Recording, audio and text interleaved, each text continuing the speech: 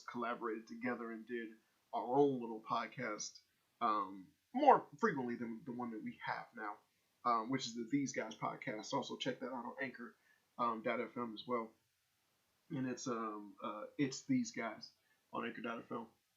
But yeah, just giving you a heads up on exactly what to expect from my episodes from now on. I generally use this as a vent, so it's one of the reasons why I don't put my all into making a podcast. I really am doing this for fun, but it generally is something that I use to just vent my frustrations and talk or let people know exactly how I feel about certain things and whatnot. Because hey, a lot of people out there, generally I've come to understand that like in terms of how I think in the general consensus of things, I would be considered a contrarian. But also I just I'm very opinionated. So hey, gotta get my voice out there somehow. So this is one of the ways. So without further ado, let's get into the bitch. So if you haven't heard, there was not a debacle. I wouldn't say a debacle, but more so just um a huge fuck up on really on anyone that's basically a DC fan right now in terms of the comic books. If you didn't know, right now, like as far as like the listing of the top comic books, um, or like the top selling ones right now, DC doesn't have anything that's not Batman related up until like the 40th one, which is like Wonder Woman something, um, which is pretty much very jarring as far as sales and stuff like that goes, or just essentially what they're doing with their comics right now. Crazy enough, movie wise, DC is getting a hell of a lot more pull than Marvel because Marvel's predictable formula is just boring as shit now, and DC is still getting buzz with their stuff because essentially they've been striking it with their characters for a long time, while Marvel has basically had their bumps leading into when they finally did the MCU and whatnot. But yeah, it's weird. It's very weird. Because I mean, let us not forget, Aquaman made $1 billion. That will always be impressive to me. But still, it's just this little fact that this is happening within their comic books and whatnot. Now, for sureably, it you can go, who gives a fuck?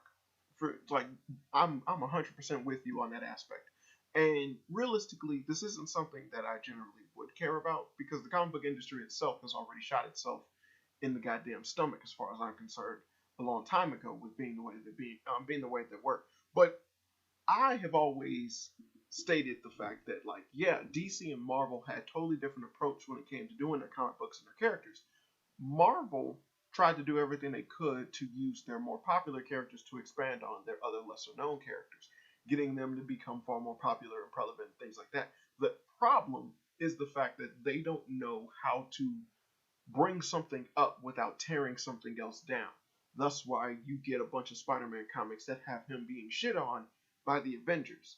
People who weren't even in his fucking stratosphere of popularity or sales back in the day, but for some reason, like in order to make the Avengers movie seem more basically more better. But to make all the Avengers shit and to sell more Iron Man crap and Captain America shit, you have to piss on Spider-Man as much as you can in order to make them seem just better than him, which is stupid. It's the equivalent to like when read a fucking manga and you have a main character who is fighting a guy and you see him do an ultimate technique once and then some brand new person shows up and he just beats the shit out of the main guy or his rival. That way you can understand that this guy is really strong. But rather than slowly showing a slow burn of this other person's increasing strength or anything like that, some creative writing or whatnot. Nah. It's just straight up like, or this guy's a threat to the main character, not because he's equal in strength or something like that, but because of other things. No. It's just an immediate. Someone had to get their ass kicked early on in order for you to realize that this person is a problem. That way, when the main character fights them, then we could be like, oh, he got stronger too, because that's all that it amounts to. But I digress. But and I've always hated Marvel's way with their comics more than I did with DC, because DC's approach was to just take their popular characters and milk them for all their worth. And the thing is that that worked in their favor once upon a time, simply because of the fact that there's nothing wrong with that. There's nothing you can get angry about that. What they would do, which was the smarter approach, was essentially you take your most popular characters, and rather than trying to shoehorn in a bunch of other lesser known characters, you just have those characters tell their story. And then because people are interested in those characters, then you sit there and go, hey, if you like them, guess who else you should like? Bing bang boom, there you go. And so then it came with the notion of like, let's just keep adding more people to the Bat family. Let's keep changing the mantle of who wears Batman's cowl and shit like that. No, I was right. Who keeps changing the mantle of Batman? Different shit like that in order to make things far more interesting. To the point where now you have Harley Quinn books, a fucking 90s TV show created um, sidekick to a supervillain who's now within the popular mainstream point of view. So you see how crazy it got out of hand because of the fact that they only focused on like Batman, Superman, and whatnot.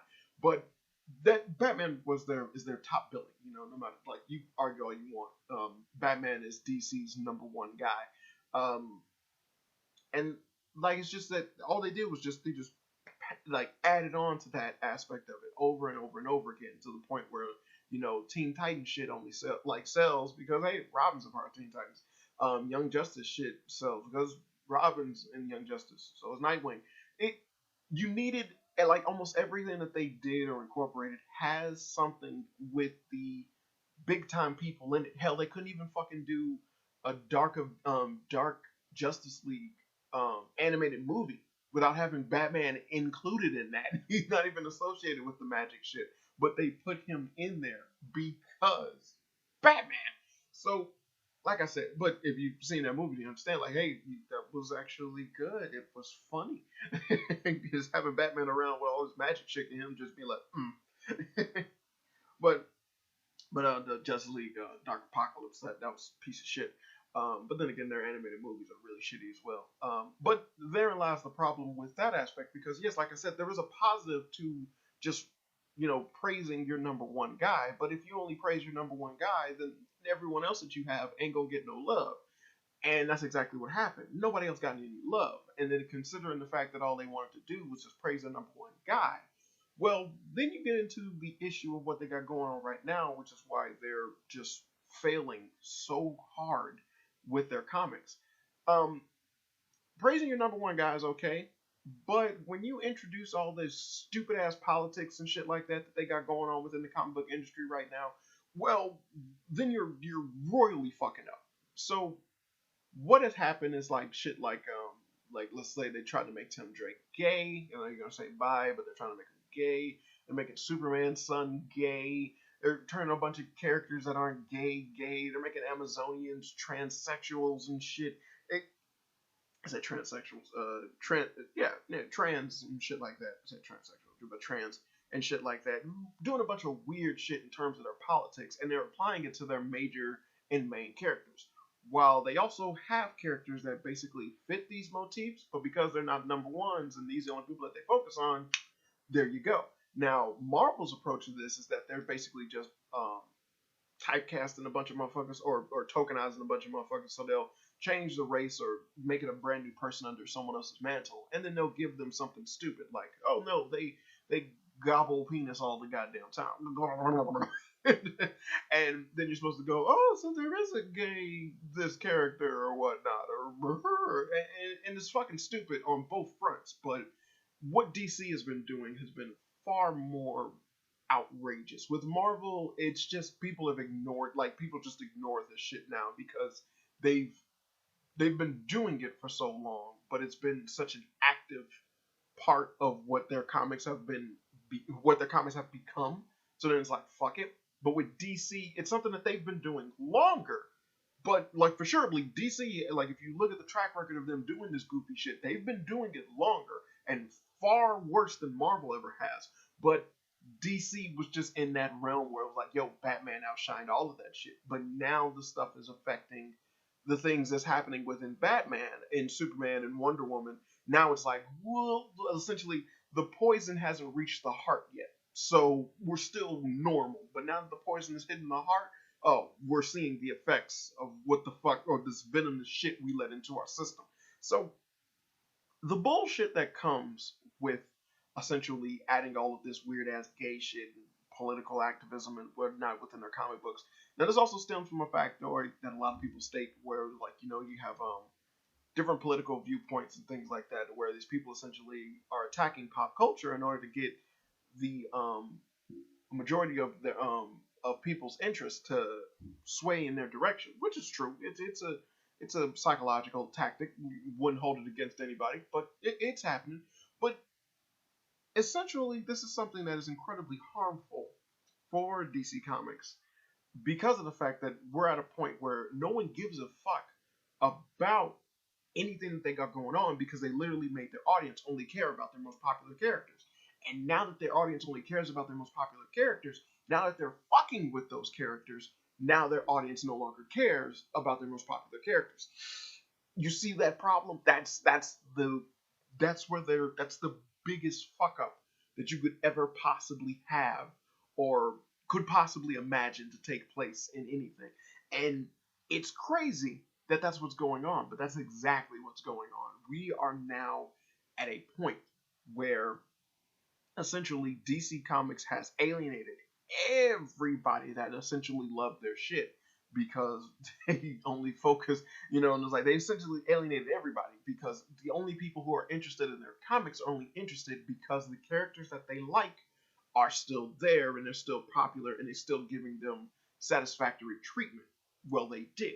Unlike with the Marvel comics, where it's like all these characters are getting shit on, and essentially you either got used to it, or some of these characters are like being done in a different way, being shown in a different light, or they're having other aspects showcased about them and things like that. Because I've heard tell like certain Spider-Man books are actually really good, different issues and certain things depending on what writer and whatnot that they get. Is like, yo, there's actually a pretty decent read of something. And then there's other things where it's like, yo, who the fuck thought this would be a good idea? But they would have that mix and match and shit.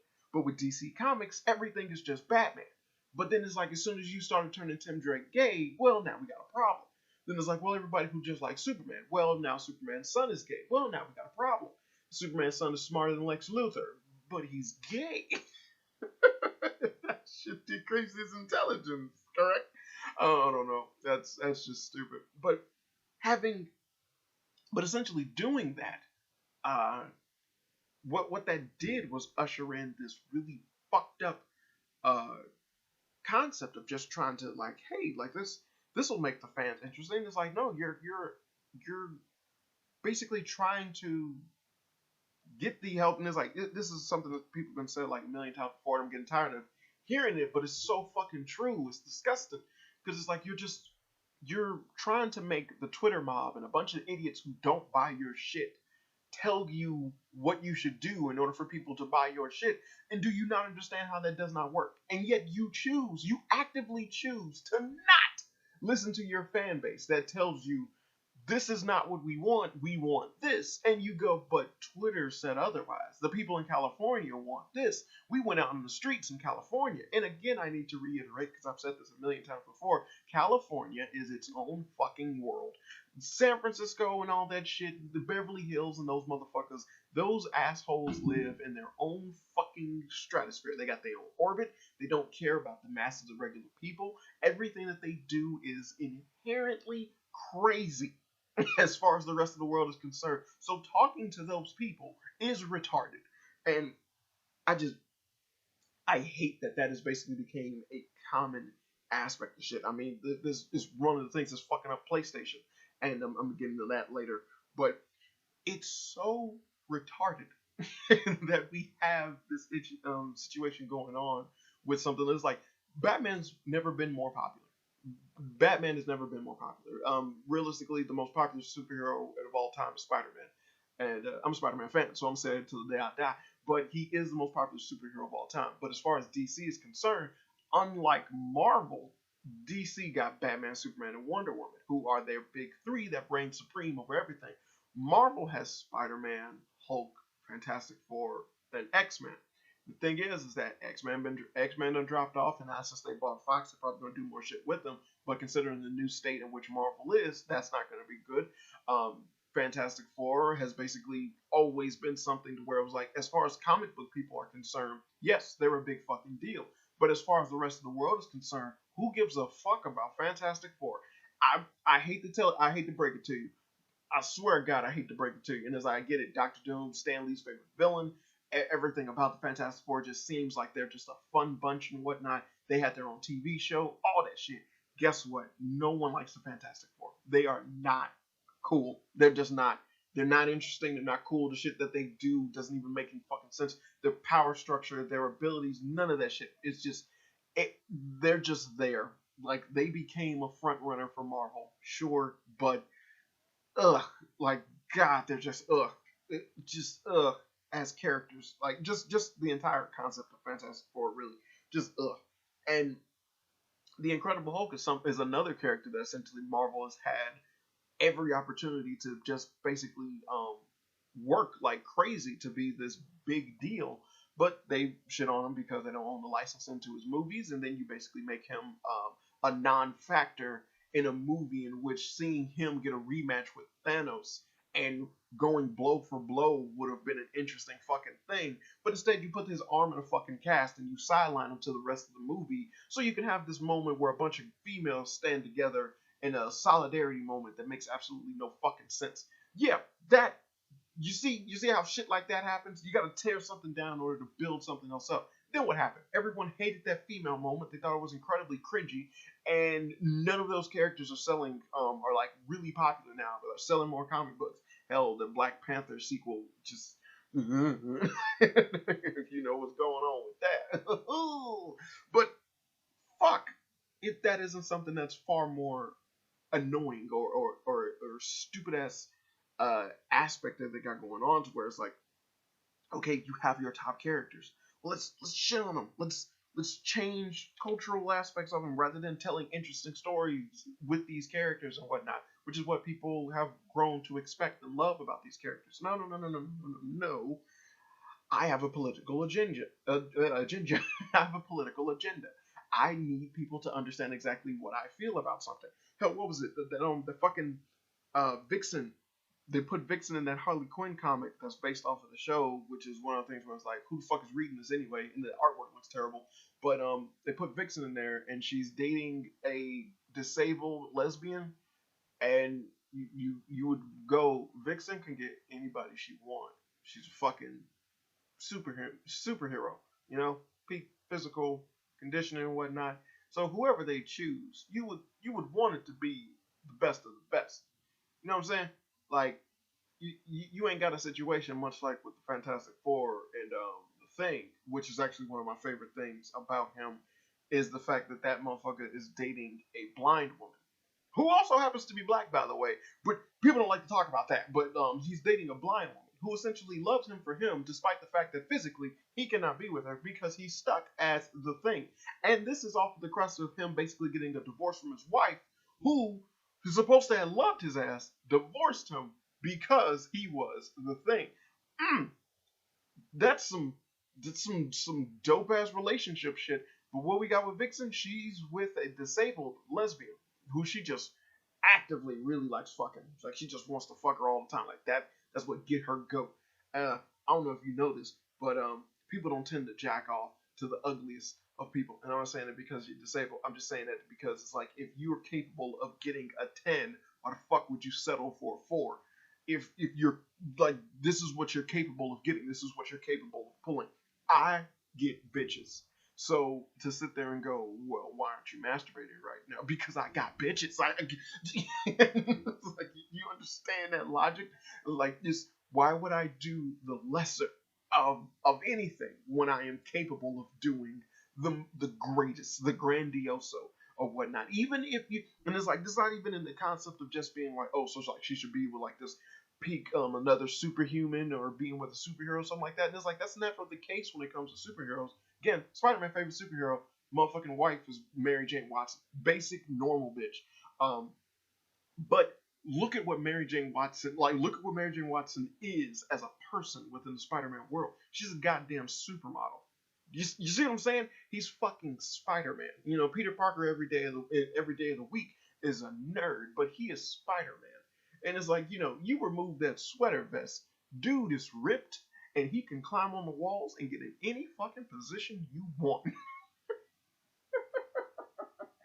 So why the fuck would I settle for anything less than what I am capable of holding? And he can hold down Mary Jane off the cusp of him being Peter Parker, but then he ensures that he keeps that bitch because guess what? That motherfucker Spider Man. You see what I'm saying? It's not. It's unrealistic as well as stupid to assume or to believe that like they'll settle for anything when you don't have something going on like that's indictive or vindictive or that basically would establish something like that to actually be prevalent within this character. And it's like, is Vixen someone who has a fetish for disabled people? Because that's kind of weird. But at the same time, have we always had her as a lesbian? Because that's also weird. And then also, it was like, if she's capable of being a lesbian, why don't she get like the best of the best, the lesbians? And it's like, if you're going to just have it to where she's with someone that's disabled, like put something in there that makes that a factor that adds on to something about their character. I know we're supposed to be talking about DC Comics, but this is relevant. I swear to God, this is relevant. It just seems so retarded to just basically go out of your way to include some shit like this in order to sit there and think that, oh no, this is inclusive. This is something that everyone can relate to. This is something that everyone will be okay with. And yeah, granted, it's in the fucking Joke Harley Quinn comic that's like you don't even really need to fucking read it or whatnot. But it's just the fact that it's a thing. Like that someone wrote that and then also someone went. That's totally what I can get behind. It's stupid, but by all means, it's fucking stupid. But it happened. Like it happens. It's happened. It's what we got going on right now. It's really fucking dumb. Oh boy. Cause like yeah, it was like it's like if you were able to be a lesbian and like, but like you could pull like top shelf quality bitches. Why would you go get the librarian down the street? What, like, are you bored? Do you just looking for some fun for real quick? Because it's like I don't feel like going out to where the supermodels at. Then it's like, yeah, that's cool, but you're not just gonna stay with the librarian, are you? It's like, what the fuck is wrong with you? It's like why are you wasting all this potential? You have so much potential. What are you doing? You're squandering it away. You're squandering it away. Oh my goodness. But going back to the lineup, essentially it's embarrassing. It's embarrassing as shit because even Marvel has different comics throughout like the lineup of comics that are being sold that essentially are different than just Spider-Man or anything like that. And the fact that DC doesn't have that, and that so many comic book people are talking about it, it's like, yeah, it makes sense. This is a sign of the bad times because what's the next big movie that DC has coming out? Batman. What's the next hype up thing that DC has for people to look forward to? Batman. I mean, even the fucking Flashpoint movie that they have, one of the major aspects of it is that Michael Keaton is going to be in there as who? Batman. It's fucking sad that essentially it was like, yo, you guys rely on so much on this guy and just being on his coattails that you don't understand that fucking with him is the last thing you would ever want to do. Making Tim Drake gay, stupid. That it just doesn't make any sense. Having Batgirl be a character or be a main focus of a movie or some shit like that, stupid. Really fucking stupid. Turning her black, really fucking stupid. Also, the notion of, just keep this in the back of your mind, they're constantly changing redhead characters into black people. I don't know why. It's really fucking weird, and I don't like it. They don't do this with blonde people. They only do it with redheads. It's like Trish Marigold in The Witcher. She's black. Batgirl's black. the new Batwoman is black. That one don't count. That one don't count. But they didn't make her black though. And then Batwoman wears a red wig. I don't know. The thin line between love and hate. In like a Superman animated series is gonna be on HBO Max. I believe they like kept it hush hush because people hated it when they first announced it. But I believe they're still gonna make it because why the fuck not? What's his name? Superman's like the guy who takes pictures and shit all the time. He's like his little buddy. That guy. They turn him black. It's weird that that's a thing, but they keep doing it, and I find it odd because I don't like that. I don't want that. Make an original black character. There are black people that Superman can interact with. Have them take up far more of a basically of a presence within the story than what they usually did back in the day because everything was focused on Superman. Let's add more characters. Let's give more depth to a lot of shit. Let's not just make Superman sad or brooding to try and copy Batman, but instead let's just make his world interesting. The people he interact with interesting. Other shit interesting. We could do that. That'd be pretty cool. But no, because what was it? They turned the Daily Planet editor into a black guy in the Dark Knight and the Man of Steel movies. Because it's like, hey, why not? They turned the editor in fucking Teenage Mutant Ninja Turtles with Megan Fox. God, she's hot. With Megan Fox into fucking Whoopi Goldberg. And then I was like, why are you doing that? It's weird that they're finding small ways to basically include or add a character or add a person to take up a character. Ooh, Jim Gordon is going to be black in the Batman movie. Now, here's the weirdness with that double standard, though, because like this is something that I find myself at a crossword with. Characters that I originally create, I would hate for anyone to change any aspect of those characters into any other race than what I originally intended for them to be when I created them. This is a fucking fact as far as I'm concerned with anything that I made.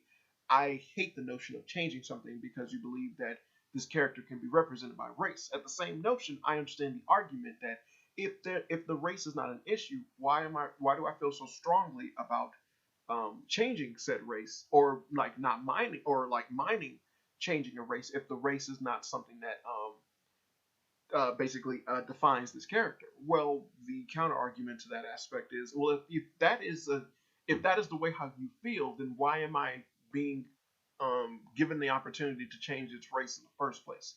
If the race is not a factor, why are we trying to change it? You see what I'm saying?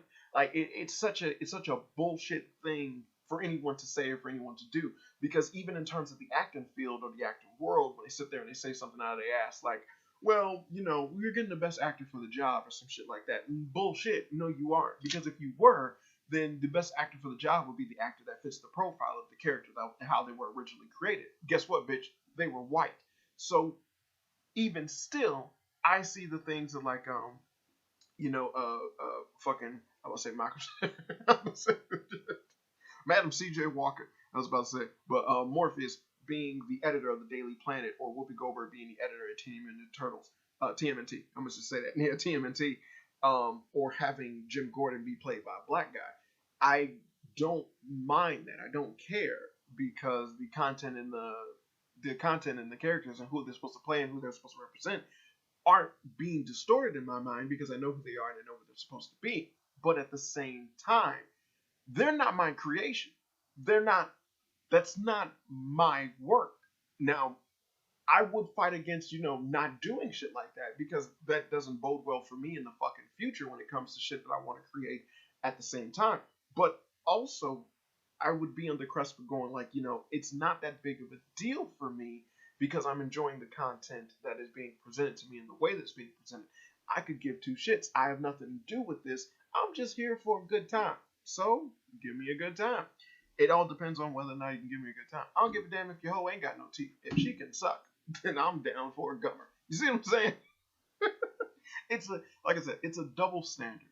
And I can't change the way I feel about that. But it is what it is. It's a double standard. But at the same time, I would have the rally cry of essentially being like, yes, no, I do not agree with changing this character's race simply because you believe that this would be an aspect of representation. It isn't. We are, what's the word, tokenizing. You are taking this character and you're making them a token black character or a token black um, transition simply because you felt that this was the only way to make a black person a main character. There have been main black characters within Batman. Lucius Fox, for the love of God, that is such a major fucking player within the Dark Knight movies. Did we need to change the race of Jim Gordon in order for Lucius Fox to shine in the story? No, we did not. They did not. Do we need to make any of the gangsters outside of the black ones black? No, we didn't, because that's not their world. That's not what they were doing. But you give them far more presence in the story than has ever been done before, for sure.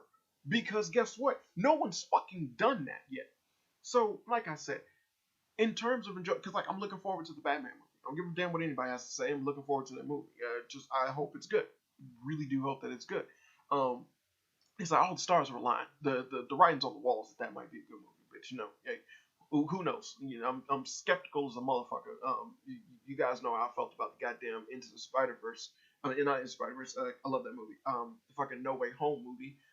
That movie's a 50-50 to me. Half good, half bad. But it, I'm not. I'm actually looking forward to the Batman movie. I think that that's going to be really fucking interesting. Um, but at the same time, you know, Jim Gordon being turned black is not something that is like I'm losing fucking sleep over that. As long as the movie itself is interesting. I know Jim Gordon is white. I know he's supposed to have a big ass fucking mustache and all that shit. I get that. Someone likes Daniel, but I get that. But it's like like I said, it is very much a double standard. So I find that weird. I find that odd, but it is something that basically is also hindering a lot of the progress that's going on with with these fucking with the comic books and things like that, because you're just having so much of this bullshit going on within everything that you're doing and every aspect that you're trying to cope with, or like this approach that you're having with all this stuff, that your actual fans are seeing through this bullshit and they do not like it. And then you have the people who essentially are just are just clamoring and like talking to you because they think that, oh, you, we know what's best, or we know exactly what you want, or how you feel about something. It's like, this is what the people actually want, and this is, we're going to tell you what the people want, so do it. And having this aspect is just doing nothing but harming your brand all the way through. And because of that, you know, the proof is in the pudding. So now you have this turbulent concept of essentially a bunch of, like, you know, in the market in which comic books are basically slowly dying right now, which is their own freaking market.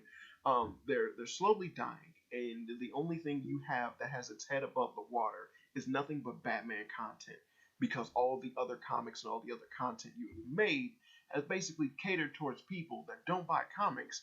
And guess what? They're not buying your comics. So, hey, will they learn? Of course not. DC right now, I believe like their front runners, like these two chicks that they started in like 2019 or something, like back during the, no, like in the end of 2020 or something like that. And even still, they keep having these dumb idiot ideas that's going on with stuff, because it's like, oh, it's such a big thing that we have Superman stand up for the guys, and making Superman gay or something like that. And it's like, yeah, common people don't know about this stuff, nor do they care. And then you have anyone that would possibly be interested into these stories because they're introduced to these characters, which are more popular than ever before because of the movies and the TV shows and whatnot. And you guys continuously make everything that they're doing uninteresting, to where it's like the only thing they'll be good for are movie IPs, because Lord knows the TV shows are kind of crap as well. But yeah, and then these movies are not that good, because look at what happened with Wonder Woman, and then it was like, should be bigger and badder in the sequel, and you let the chick who directed it take full range behind everything, and it turns out she don't know how to make a goddamn movie. So, is that because she has a vagina, or because she's full of herself? I don't know. But that's just a theory, a game theory. Oh man, I feel bad for using that like that, but I recently like looked into that guy for like a bunch of FNAF stuff because that's actually a very interesting lore concept. But yeah, that's that's one thing. Okay, so moving right along. Um, I generally wanted to talk about this subject because it was something that basically came to my attention because of a friend of mine. Jamin, if you're listening to this, which you're probably not, but this one's for you, dude.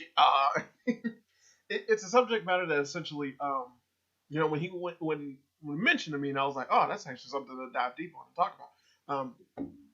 Because a lot of people don't generally talk about this because, as I've always been an advocate towards the anime fandom. I do consider myself an otaku, but at the same notion, I'm one of those people who love anime, but at the same time, I hate it. I hate that I love. I hate that I hate my love for it, but at the same time, I love hating it. Um, but this is actually something when it involves relationships, and typically you could surmise this in terms of just how Eastern storytelling is and how it's structured differently from Western storytelling, but more so how Eastern storytelling has developed its notion of relationships or love, for that matter, and how realistically it is really bad, like really fucking bad. And as far as as well and as much as we progressed as human beings and as in storytelling and as well as characters and things like that, and the fact that the information superhighway is the way that it is, and we have a tumultuous amount of different examples of people diving deeper or actually catering towards these concepts. It's really fucking annoying when you look at something like an anime that tries its damnedest to be either an incredibly great story with wonderful characters or um, a resounding notion of just creative power sets, abilities, and things like that. But then when it comes down to a relationship or people actually generally giving a fuck about one another and showcasing that, they suck. They suck big time. They are really bad at doing that. Even like to the point where shonen as far as shonen goes, they literally have to tell you that these characters like each other. That's the only way for you to come to that conclusion, or that's the only way to believe that you would come to that conclusion is that it's explicitly told to you from the get go. Now, shojo has more an abrupt and idiotic notion towards that as well, as its showcase of that is just that a girl likes a guy, and that she's just overly zealous in her fondness of this guy, and then you're basically proceeding to see the guy kind of warm up to her or her charm winning over the guy that she basically likes. It's totally the opposite of like the general slice of life stories in which you have a guy who basically head over heels for the most popular girl in school cliche, um, and then him slowly building up a rapport with this girl in order for her to like him as well. And the reason that it's different from the shojo aspect is because the shojo aspect is that the girl is essentially um, she's her own person, she's her own character, and then she does what she does, and that's the quirkiness and the attractiveness of the character, which is why you like reading about her. And then the guy is just this perfect fucking guy, and he just kind of is like, man, that girl is amazing. While the opposite of it, which is the slice of life aspect, when you have the guy in love with the most popular girl in school or whatever and shit like that, is that the dude is meant to be an everyman. He does not represent his own individual fucking character. In fact, they never represent their own individual fucking character. They're generally what's supposed to be depicted as your average high schooler dealing with this, and then you're just seeing him come out on top and actually obtaining the woman that he's pining for. Why it's so unbelievably retarded is the fact that essentially anime has gotten the everyman wrong on so many levels. It's ridiculous. When you look at essentially what we over here in the West would consider an everyman, generally those characters are far more relatable characters are still characters unto themselves. They're just relatable. The things that they go through and the things that happen are relatable. There's a reason people like the show Friends more than a plethora of other fucking sitcoms. And the fact that people can rewatch it even today, even though it came out a long time ago. There's a reason that Seinfeld is still something that's really good and prevalent as a show. There's a reason that Always Sunny in Philadelphia has been on for so many fucking seasons as it did, or even when Married with Children was on for a really long time. Most of the more popular sitcoms that have ever existed over here in the West have been over characters that essentially had their own design, their own makeup. You know, they were a character, they were a person, and then they just went through shit. And then when you saw it, it was like, this is what that person would do in this situation. But the trick is that I could still relate to that because I understand this character as well as being a person. I could see that fucking happening. So it makes sense, you know, like small little mix-ups. What is it, like Modern Family did that shit all the time, I love that about it. It was like, just they would do small little individual shit that would just basically blow up in their faces as these big, crazy ass problems. That realistically was like, man, if they just only realize, or like if their character flaw of not understanding this about themselves would, and like if that was anyone else, they wouldn't be going through this problem. But because it's them, they're going through this problem. Much like how people love fucking Spider-Man. It like the shit that happens with him in terms of like all the girls that broke up with him that he's dated before and things like that. It literally boils down to, if he wasn't Spider-Man, they'd still be together. But he is Spider-Man, so oh well. But I understand that and I can relate to it because I've been in relationships before where you had to break up with a girl because, hey, situation called for it. Sometimes, hey, I gotta move. Sometimes it's like we just don't see eye to eye on certain topics or subjects, or we're constantly fighting or arguing. Shit like that is relatable. It's stuff that you can understand and you can relate to with the character. They don't have that with anime characters. And I'm not even speaking on the aspect of me not being Japanese or going to a Japanese high school. I'm talking in terms of just those characters having a fucking personality. They don't have a personality. Generally, a lot of them kind of just boil down to just being uh, this basically blank slate of a character, which is intentional. They intentionally make these blank slate characters in order to facilitate anyone be able to put themselves in that character's shoes so they can feel that way. But the problem is the fact that those characters aren't people. They're not real characters. By making them a blank slate, you literally make them nothing. They're nobody that you can actually grab hold of or actually relate to or even care about, because you've seen this same fucking character's trope, archetype, and things like that over and over and over and over again. Some of my favorite examples of characters who basically go against this mold in terms of a relatability for like a young man, whether or not you want them to be Japanese or not, is like I still look at them and I can fucking relate to what they got going on. Is a favorite anime of all time, Golden Boy, Kentaro Oi. The nigga had a personality. The shit that he did was not something that you would be like, oh yeah, a normal person would do this. Fuck no. Dude liked to rub his face up against toilets after a woman that he like used it. Fucking weird. But at the same time, I thought it was fucking funny. Still think it is funny. But he has his own personality, his own mindset, his own way of approaching and doing things. And yet at the same time, his way of impressing people is through his own merits, not through the actions or the different types of things that he do in order to make the girls like shine out or like sing praises to their beauty and shit like that. A lot of the times the girls, a lot of the times, or most of the times, the girls fall for him because of the things that he did, and which was just a base. This is him.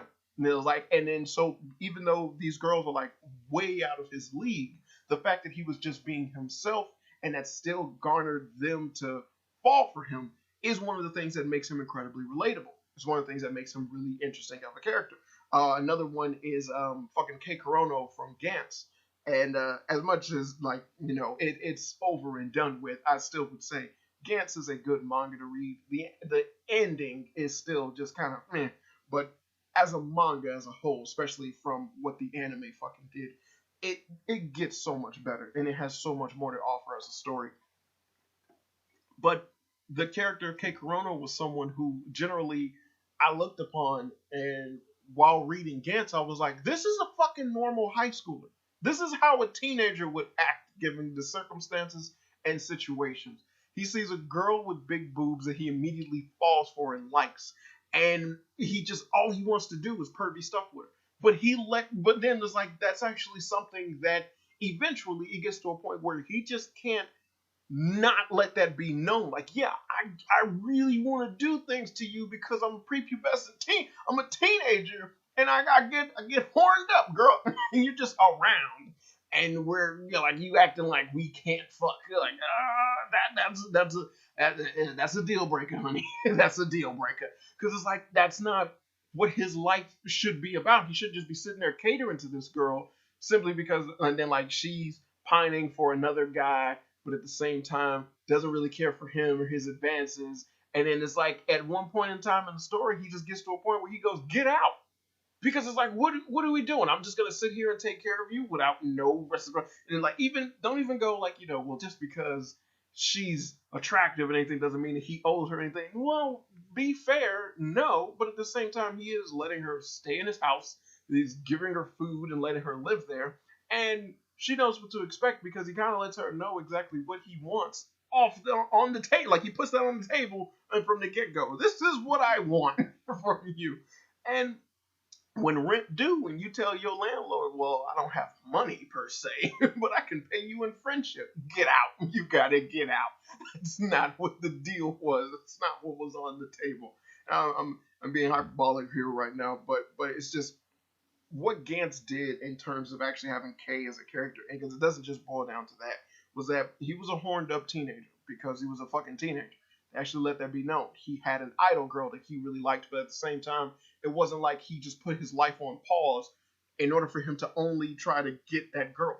No, in fact, later in the story, they actually show that girl, and she actually finds and gets a crush on Kay. But at the time, he be dating another girl that he actually generally likes, and so he lets her know, sorry, I can't be with you because I actually like this other girl. But it's cool, and it's like, if this was any other time, if you would have asked me before then yeah, I'd be super happy about it. But it's not. And I actually care about this person. I'm that kind of a guy. You know how reliable I am as a man, so I'm not going to betray that just for you, even though you would be like my ideal woman once upon a time. But I'm sorry, I met someone. And I love that aspect about him. But that's something that is within his character. That is something that was made very much aware of within his fucking development as a person up until that point. And which is why I liked him as a main character because it was so fucking interesting and cool to see that aspect of him. So it wasn't so seeing like the whole everyman or blank slate character that is generally depicted within anime, especially like a slice of life shit or any power fantasy type bullshit or whatnot. When you do that, there's nothing to connect your audience with the character, which is one of the reasons why these characters blend into obscurity so fucking well. Like it's like, yeah, you remember this story? Yeah, did this and did that, whatever. And it's like, yeah, but it's not anything that I haven't seen before, nor does the character do anything that I wouldn't basically correlate to something that another character's already did, because these blank slates just are copy paste characters. They don't fucking go outside the realm of anything else. Everything is friendship. Everything is caring about this, caring about that. I protect my friends, or I like her and I can't like you. All that bullshit. But that's not real. That's not what people are. That's not how people function. That's not what people do. There's like one of the stupidest things in anime when it comes to relationships and whatnot is when one character actually works up the courage to ask out another character, but then or like that, or like some character like admits their feelings or something like that, and then a character will turn them down because they like someone else, but they're not sure if their feelings for that person has been, well received, or if they'll come back or anything like that. Or they'll ask out the person that they like, and then that person will essentially turn them down in an obscure way without generally giving a definite no, but at the same time not necessarily saying yes.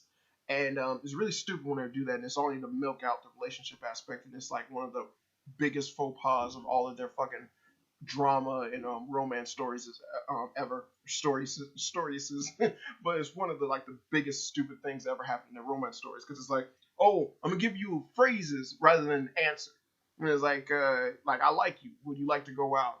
The world is not right in the times of the moons, but maybe someday our star will shine again. what? And it's like, yes or no, stupid. Like, oh my goodness. And it happens all the fucking time. And it's annoying.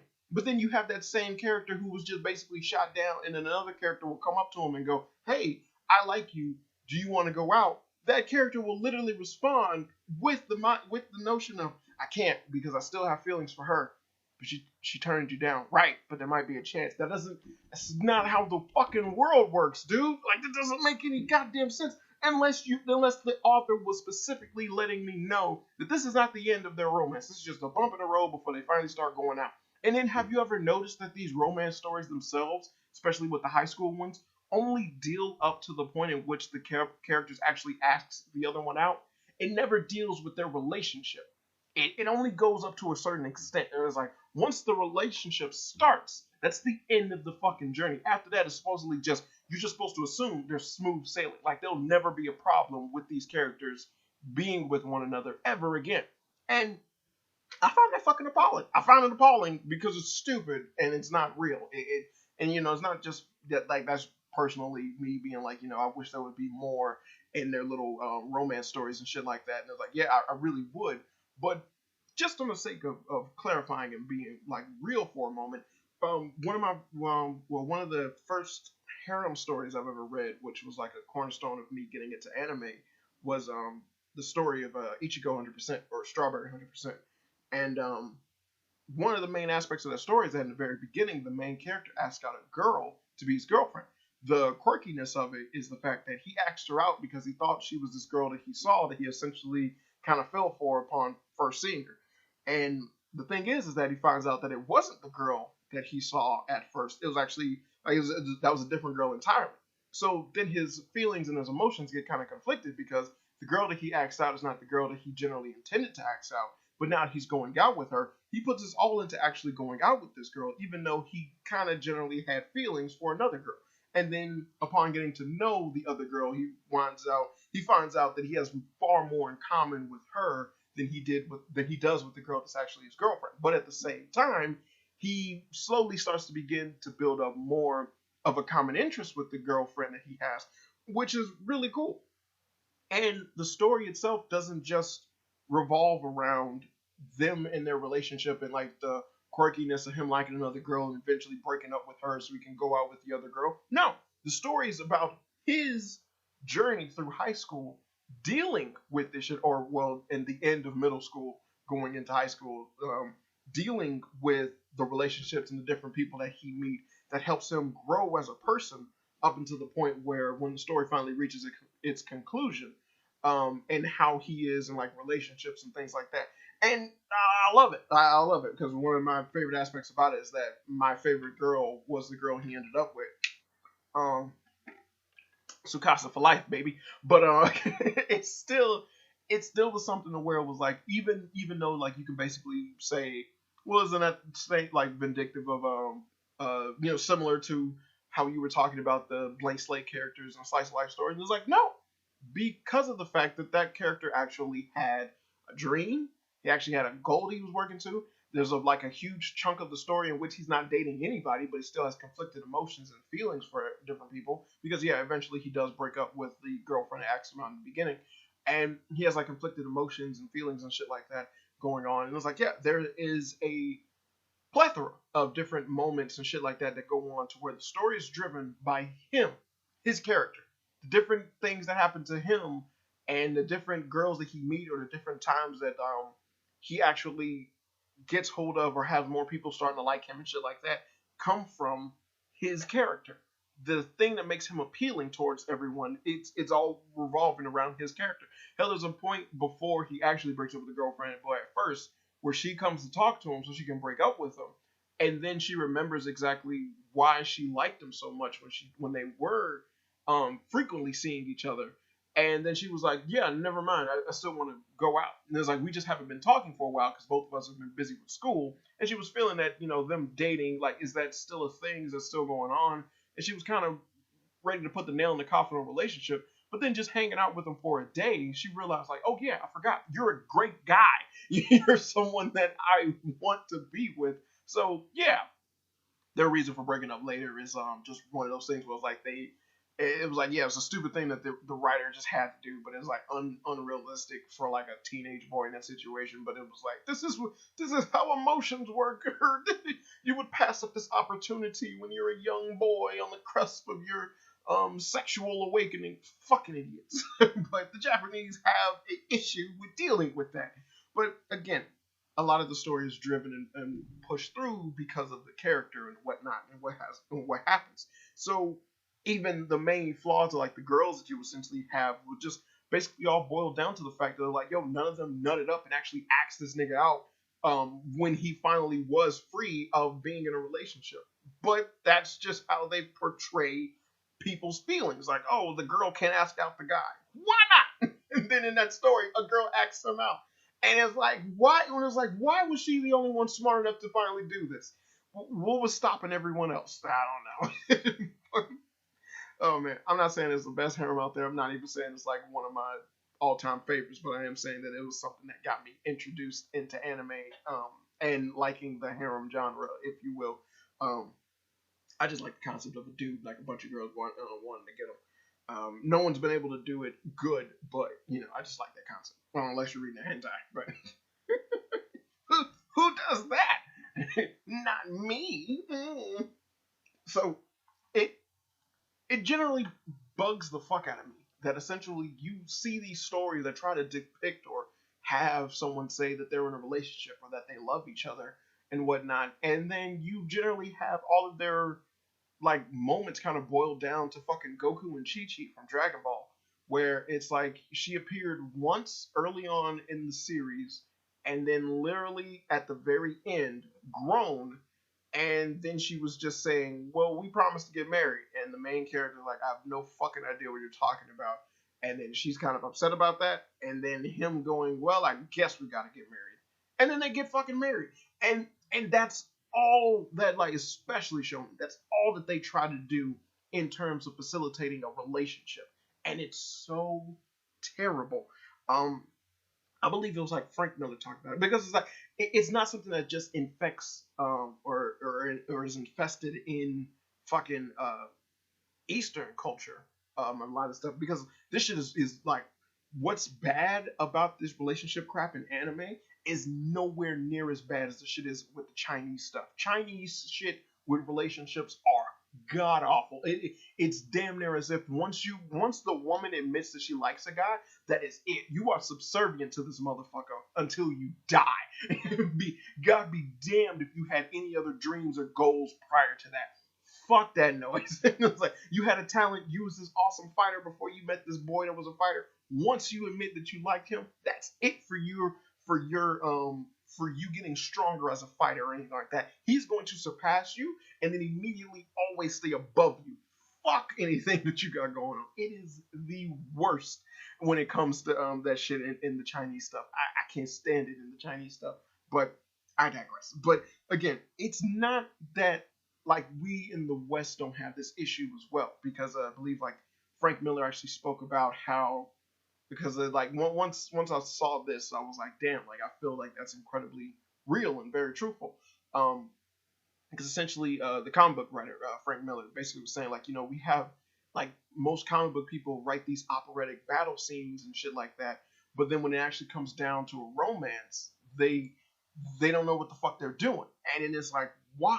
Like why is it that you put your all into the fighting and the action and whatnot, but when it comes to just general human like compatibility or just the appeal of these people getting together, you know, you can't make your audience feel as if, man, like this is a love that is meant to last a lifetime or anything like that. And it's like they don't write shit like that. It's fucking weird, and but they don't. Now you could chalk this up to the fact that the appeal of this stuff is something that generally isn't really wanted by a majority male audience. You could chalk that up, but at the same time, story is story, and talent in writing is talent in writing, because let's not act like Romeo and Juliet is not a love story that so many people already know, understand, and have either read or were forced to read it. If you went in high school and whatnot, you had that kind of teacher or anything like that. But you've read this story. You know the story. The story is popular for a fucking reason. Hell, there's a majority of people out there who might deny the fact that they've seen a rom com,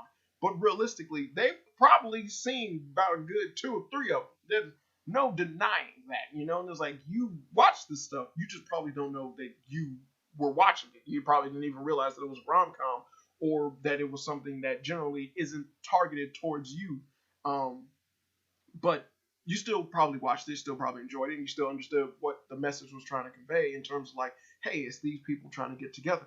Hell, Jerry Maguire is a rom com, but that story has so much going on with like the Cuba Gooding Jr. being a football player trying to get signed on part that someone could watch it and not really understand that the actual aspect of this movie is that it's a relationship drama thing going on with what's his name, Tom Cruise and Renee Zellweger. But that's that's that's what it is, You see what I'm saying? But that's how well that movie was done. And like, yeah, I've seen that movie, so yeah, that's another movie that I've seen that's a rom com. But it doesn't mean that I can't look at this, relate to it, or like it or anything like that. It just means that it exists. It might not, I might not fit the target audience parameter, but that doesn't mean that I can't be an audience as well. It doesn't mean that I can't look at this and go, hey, I generally stayed away from this genre of stuff, but this is the diamond in the rough for me. It's a movie that I really like that got Chris O'Neill, and it's a movie where essentially it's like a play. Like the whole movie is based off of a fucking Three Stooges episode where it's this Three Stooges episode where Shep basically inherits a whole bunch of money, but in order for him to inherit it, he has to get married. And literally, that's what the movie is. Where it's like Chris O'Neill, Chris O'Donnell, the what's his name, dude who was Robin on Batman Forever. Um, he works for LL Cool J now, but it's a movie where him and like he's running away from a bunch of women trying to marry him. But he actually, I think that movie also got Renee Zellweger. I think so. But like, I really like that movie because it's hilarious as hell to see him running down the street with like a whole bunch of women wearing bridal gowns trying to get married to his ass. And some of them are trying to marry him for the money, and others are just trying to marry him so they can get married.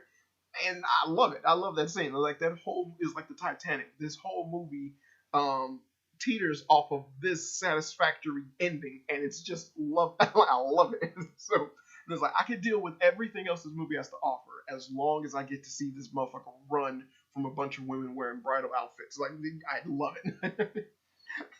Bridal outfits, gowns, wedding gowns.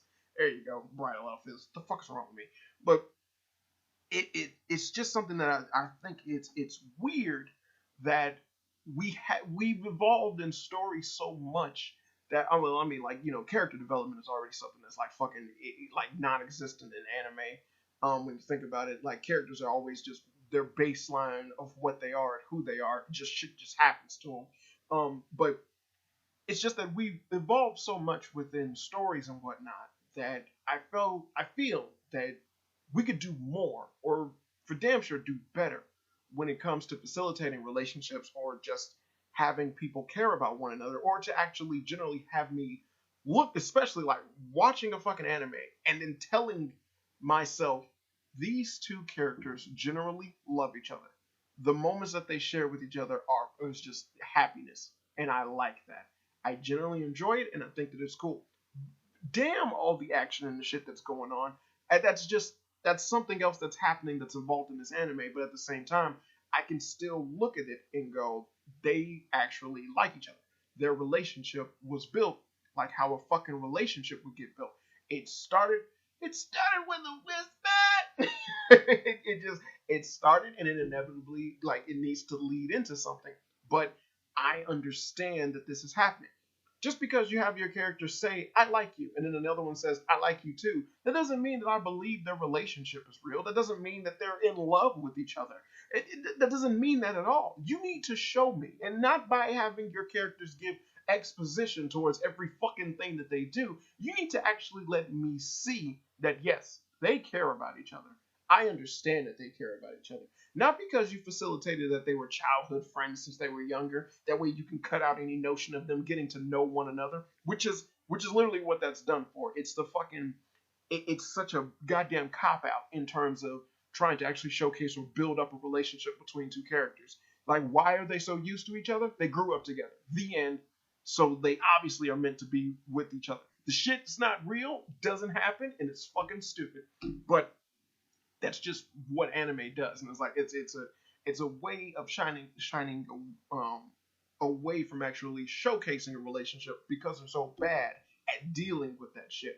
So they like a clear sign of a hack-made writer. If you whenever they introduce a especially like in a fucking harem, if the main character likes another girl and then they either introduce or they didn't start off with a fucking childhood friend just to immediately give away that notion, like, yeah, well, they already have a pre-existing relationship because I said so.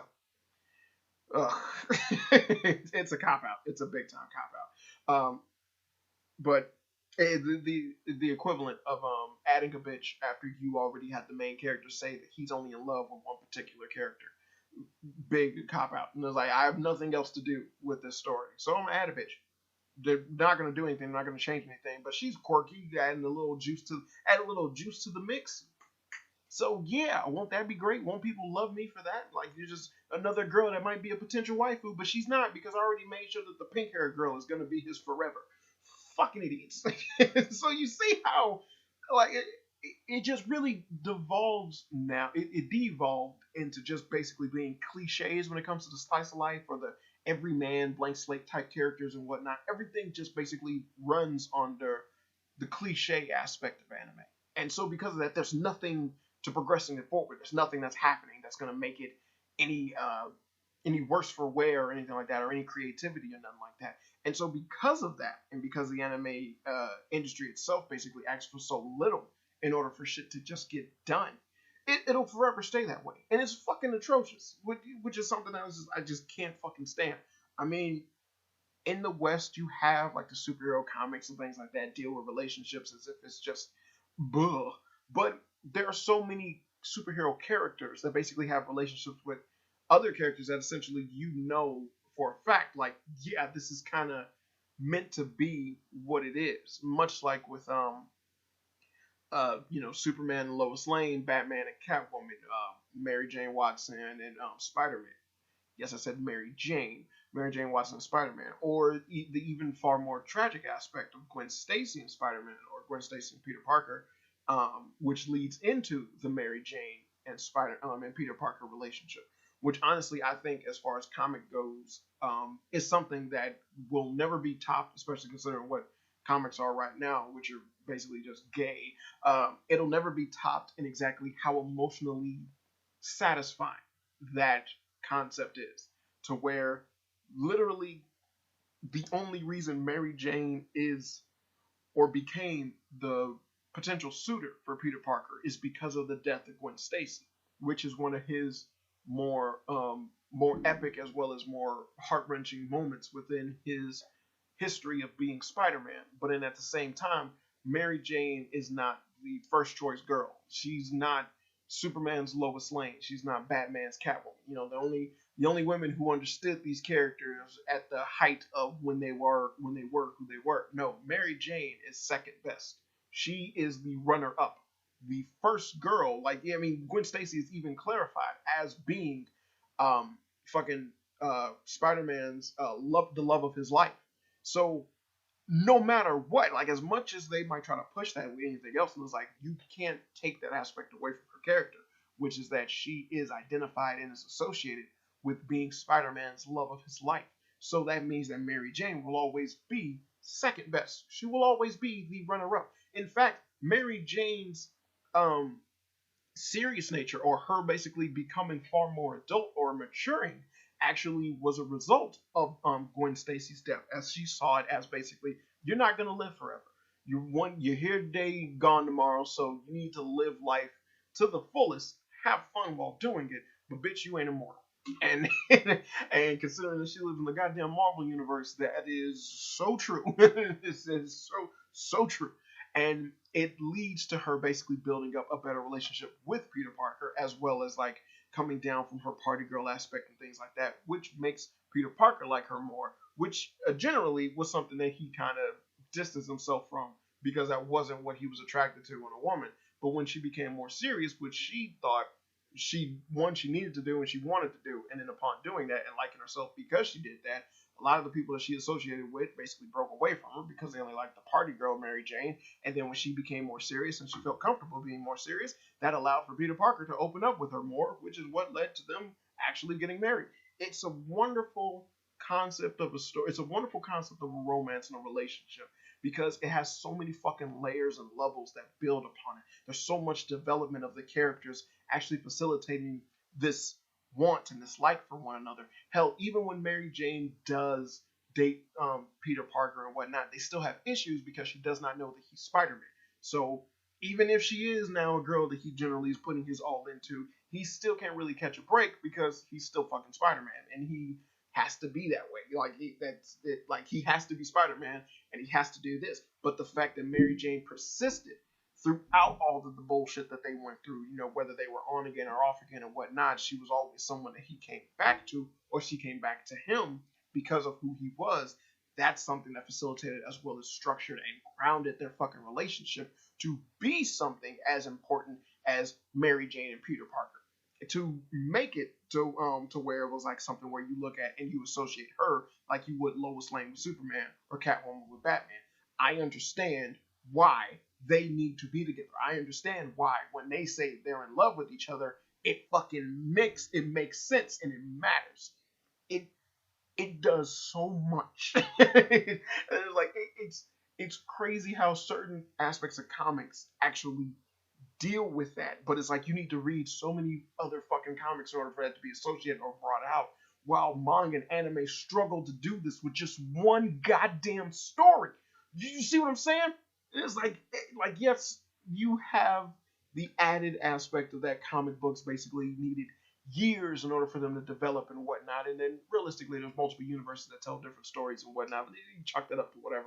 But just generally dealing with those characters and making them who they are or what they are, comic books had a very long time to establish that. But that doesn't mean that anime doesn't have just as much time and should put in just as much effort to also facilitate those types of relationships. The issue that I have is the fact that I know that they have the goddamn potential. They have the fucking audience that thirsts for this type of shit as they hark on and they bring up so much crap about shipping characters together or making characters want to like each other. And essentially, all you make everything boil down to, generally, like I said earlier with the Goku and the Chi-Chi thing, you also have it to where it's like with Naruto and Hinata, to where it's the undisputed concept when reading or watching Naruto that Hinata should have been the girl that was going to end up with him. And considering the fact that nothing happens throughout the entire series that basically grounds that or to give it actually some substance is a big fucking issue.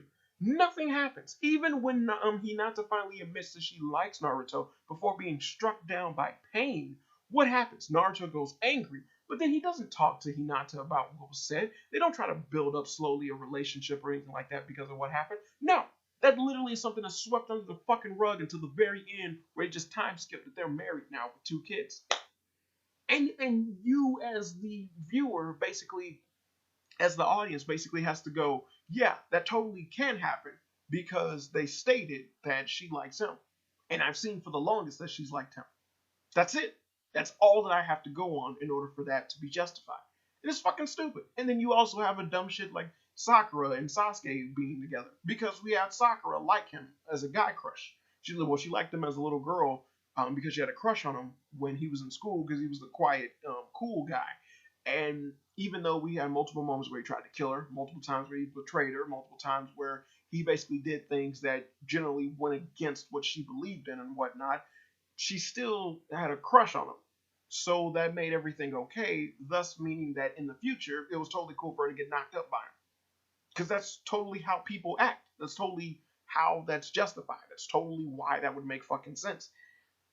Oh my goodness. I mean, it's the equivalent to Harley Quinn and Joker, Like, even though there's actually story behind that, there's a grounded realism behind Harley Quinn and Joker. There's so much depth and complexity behind Harley Quinn and Joker, which is why it's such a beloved couple pairing, rather than with the anime aspects of couple pairings, to where there's no realism or depth or complexity to any of these pairings.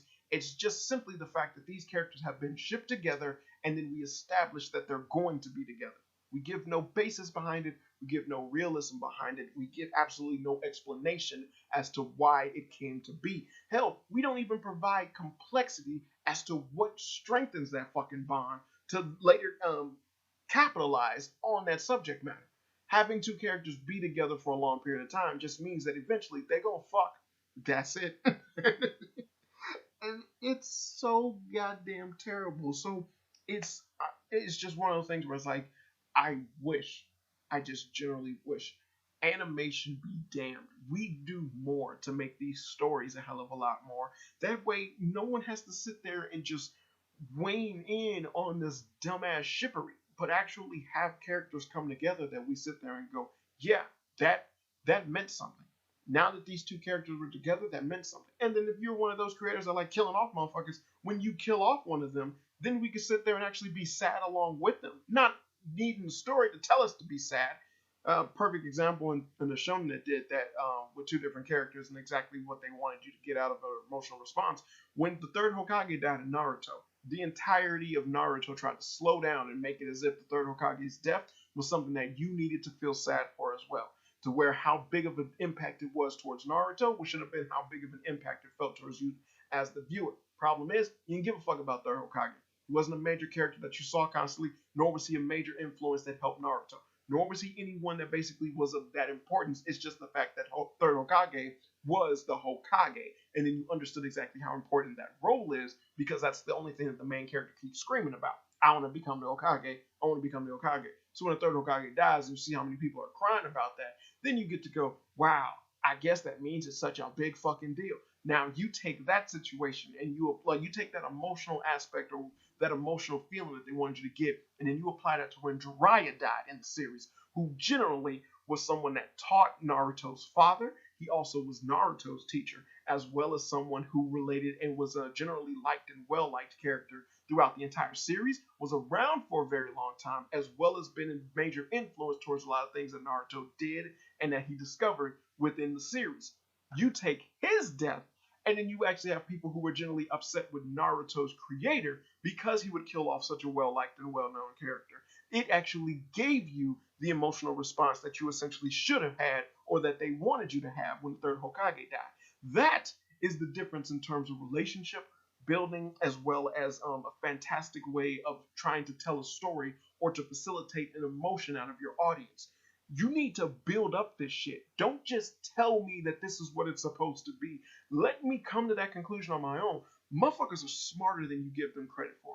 And it's sick that essentially anime is one of the few industries that have yet to learn that about themselves. There are a few, now I'm not saying all anime, but there are a few that understand that, but majority of them do not understand the fact that your audience is a hell of a lot smarter than you give them credit for. I know that you're meant for younger boys, but goddamn it, some of your shows you have men watching. Just understand that.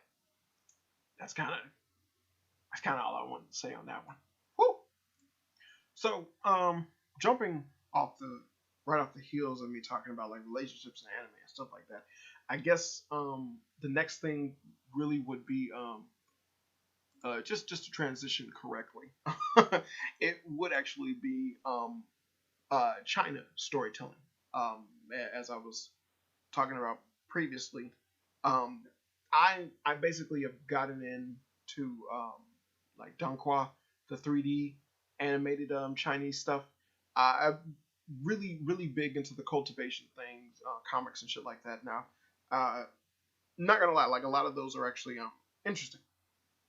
Just for subject matter and it being like a far more newer concept for me within rather than dealing with anime and manga, which essentially like I like what I like and I read what I read, and as far as that's concerned, and there's not anything that's like new that isn't there really isn't something I haven't seen before or I've already liked or something like that, or like I've seen it better in another story or whatnot. And then generally speaking, anime right or manga really is kind of boiling off of the light novel craze. So a lot of the things that they're doing, they're taking from light novels, which generally give you a quick summary of what the fuck the story is about in the goddamn title, because that's just how creatively bankrupt anime is for now, anime and manga really.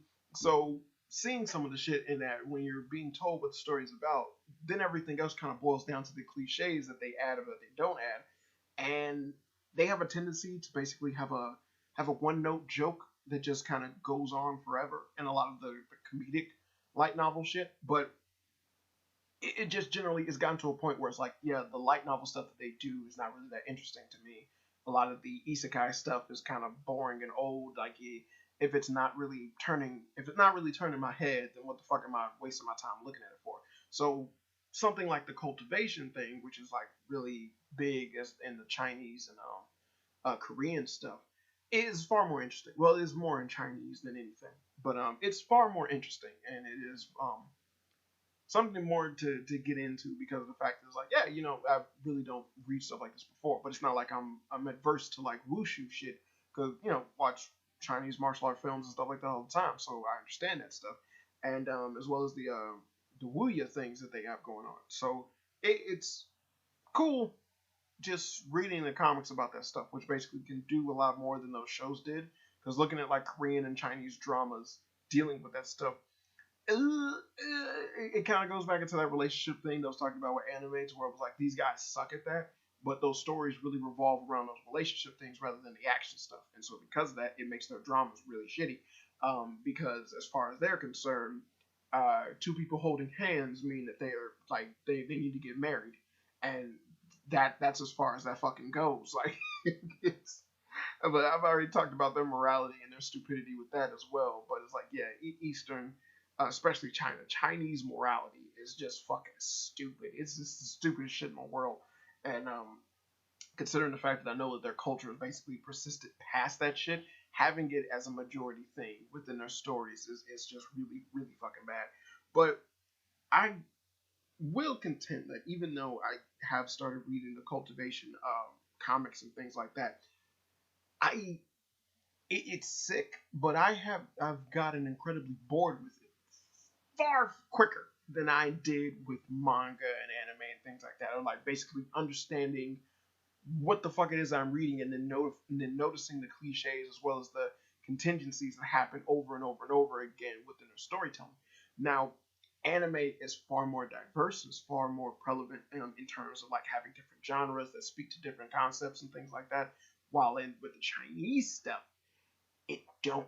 It generally all boils down to the exact same fucking thing. In fact, most of the time when you're reading one of the cultivation stories, you can probably tell exactly what the fuck is going to happen simply because of just from the what the characters are like currently in the midst of doing.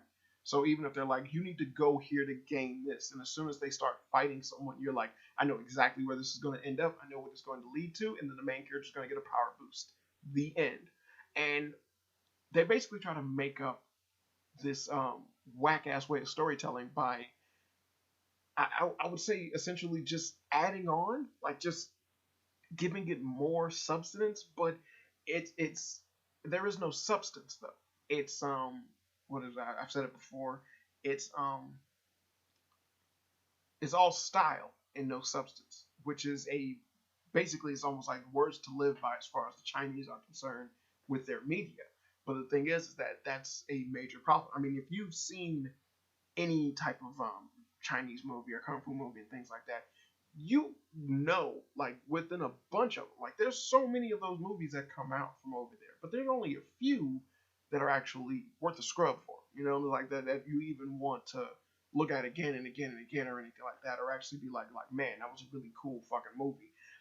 But a majority of them just kind of hit the same fucking notes, or generally all break down and copy Bruce Lee's storytelling elements, and it's fucking dumb. It's like these things don't do anything that's interesting or cool. It's like, hey, the fight scene might be interesting, like the fight scene might be nice, but other than that, there's nothing to what I'm looking at, so I don't really care for it. Now, you take a story like that that basically divulges or goes against the grain of the typical martial art concept. And that's fucking Raid 2. And Raid 2 ain't Chinese. So, and like, it's like, as far as I'm concerned, Raid 2 was one of the greatest martial art films I've ever seen, and it ain't Chinese. And that speaks volumes. And that thing basically has so many fight scenes as well as a really good story. and it's like I look at that and then I see the Chinese stories that come out, the movies that come out now from China, like martial art films and things like that, and it's like, did you guys not learn? Did you not see Raid 2? Do you not know that you could do so much fucking more? You don't need to waste 30 minutes explaining who these characters are before you get into action. You just get into action. And it's even crazier when you consider that the 90s kung fu films did that shit immediately. Like Jet Li's early shit, Feng Sayuk or The Legend, shit like that. The shit jumped into action immediately before it did anything else. But now, oh, we need to wait. We need to build up this crappy ass story before we get into action. Diane got fat. Stupid shit. Really fucking stupid shit. But I feel that you don't really get a feel of their storytelling out of their movies um, than you do with like the comics and stuff and whatnot.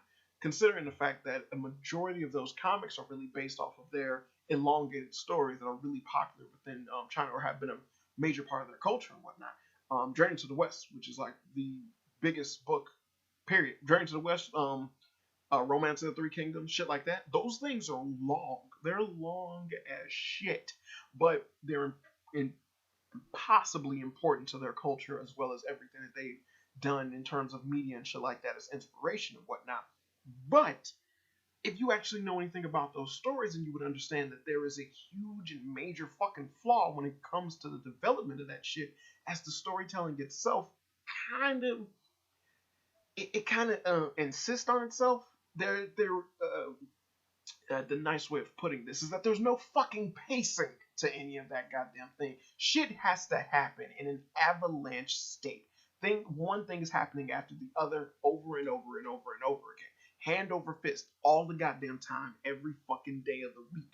There is no stop. There is no rest. There is no um downtime to take in all of the shit that you just had to recently witness and look at.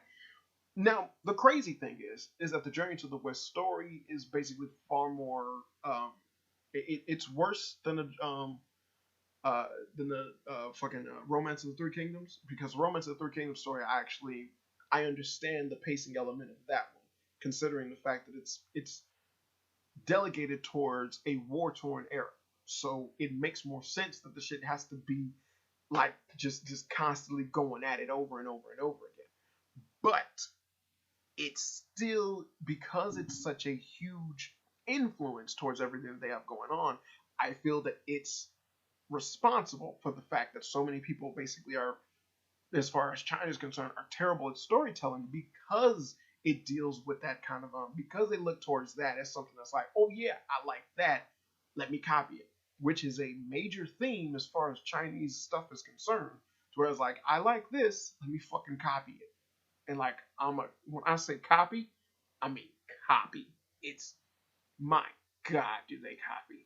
Like I said, they're the cultivation stuff and stories and things like that, really big time, all kind of boiled down to a bunch of shit that you can look at and you go, this is from that, that is from this, I've seen this before, I've seen this before, and even how the situations end is exactly the fucking same. And it's disgusting when you're trying to enjoy this stuff, but that's just how their content is developed, and that's how it is. And so that's why I'm saying that it has some of the weakest storytelling I've ever seen in a media before, especially one that is as popular as it is with its own people. Now, does that mean that essentially, and it's like, well, like, if the Chinese like it and it's the Chinese that are writing it, that obviously means it's good? Well, no, it doesn't. I can sit there and criticize the shit if I want to. I'm looking at it with different eyes. But at the same time, I understand it's like, hey, if this is what the Chinese like, it's just what the Chinese like. But what I'm saying is that, motherfucker, you can expand and do more. And considering the fact that a lot of their far more popular series are things that break away from the norm, I would think that would basically is more telling of a notion that maybe people don't like seeing the same shit over and over and over again, but they do generally like new stuff. Hell, one of my favorite Chinese comics that I'm reading now is I believe I've talked about it before, is Magical Emperor, or Demonic Magic Emperor, which is something where generally doing the whole cultivation aspect kind of puts it on its head, as it's dealing with the main character who essentially is evil.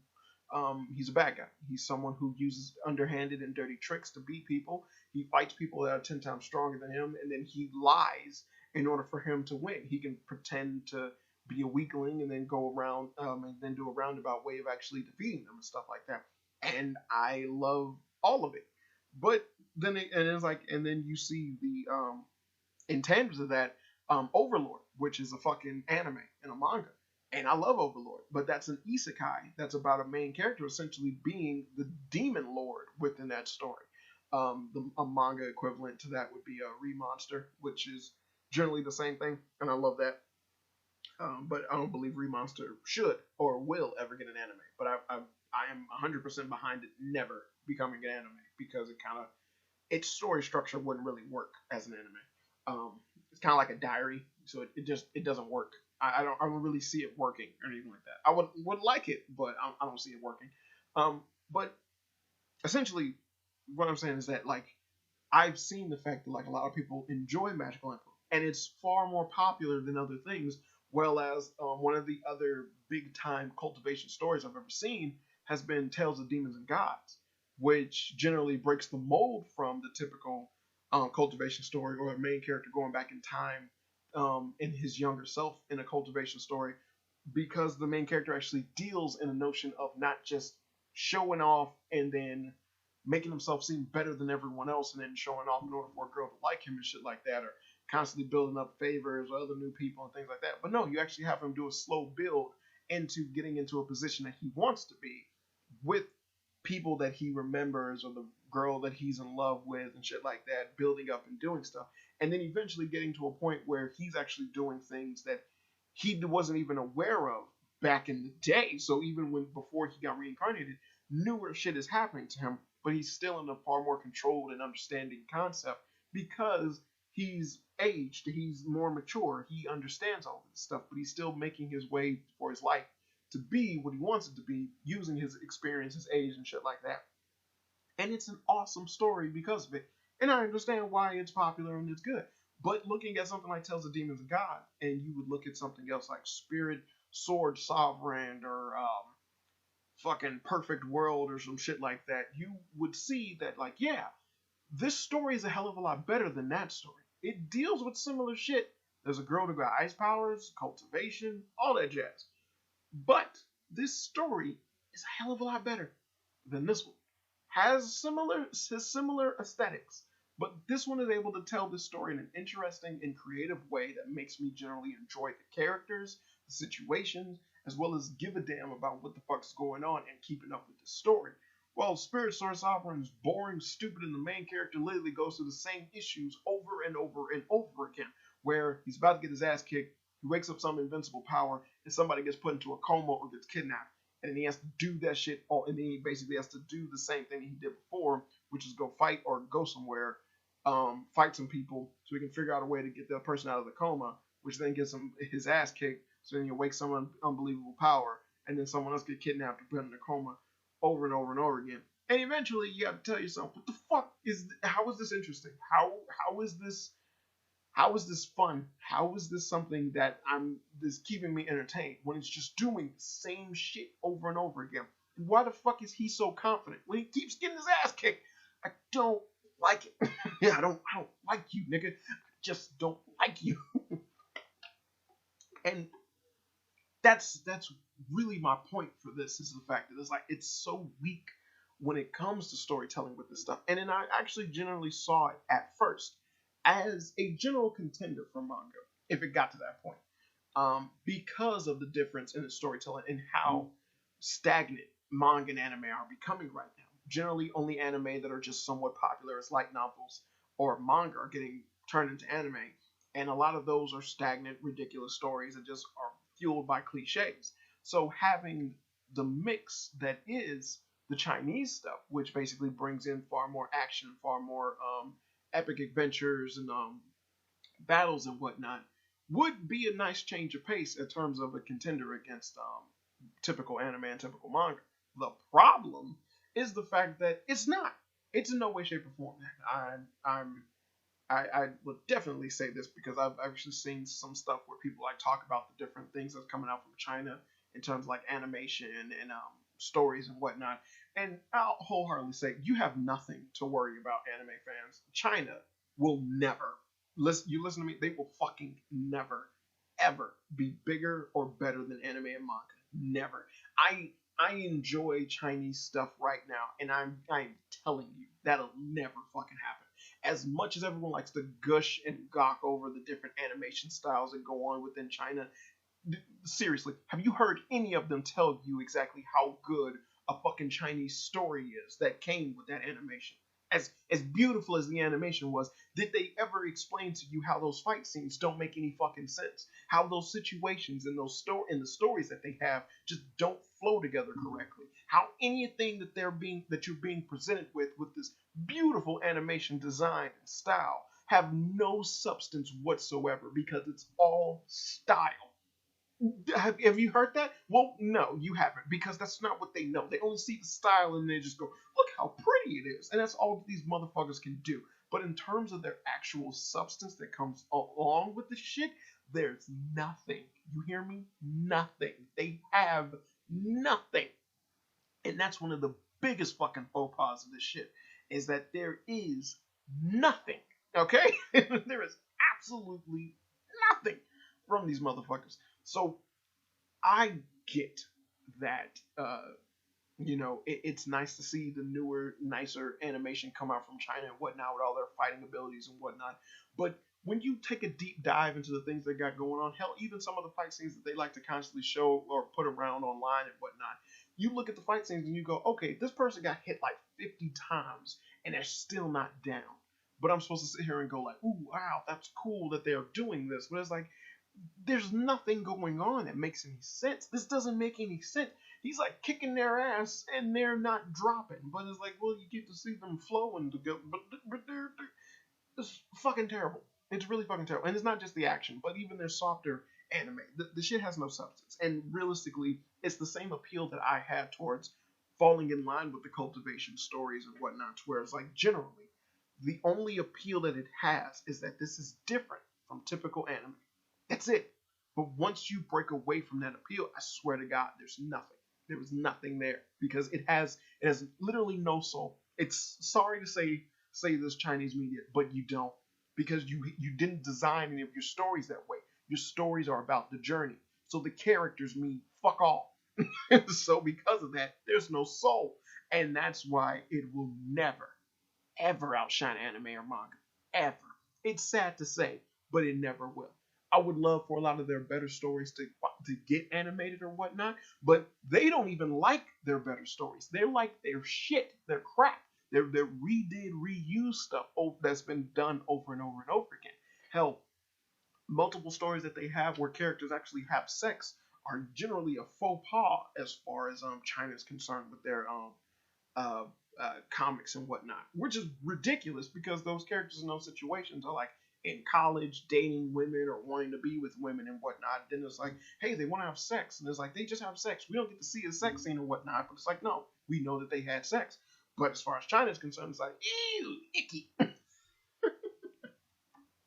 But like I said, bad, really weak storytelling. And the thing is that its weak storytelling is only driven by the audience that accepts this weak storytelling, which is one of the major factors that lets me further know that this will only be relevant this will only be relevant towards the Chinese audience, which essentially is stopping it from expanding or branching out into being anything else.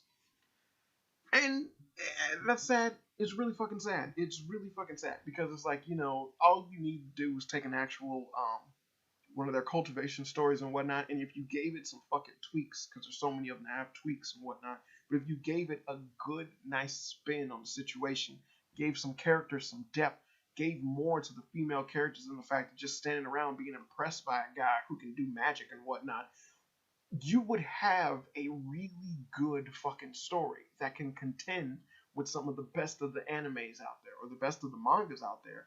All it needs is just some kick-ass animation to just make it cool. But you don't. Instead, you got shit like the Urban Immortal Cultivator, which literally just make everything like China is the greatest and it just can't be anything else, to the point where even the dude doing so much just to get a girl, and he fucking gets her, he immediately abandons her. And then I was like, so then what was the point? Like, what? How am I supposed to look at this and go like, yeah, that's totally cool, or like, I understand that that would happen. Like, that's how people treat their loved ones. It's got like over 700 and some chapters.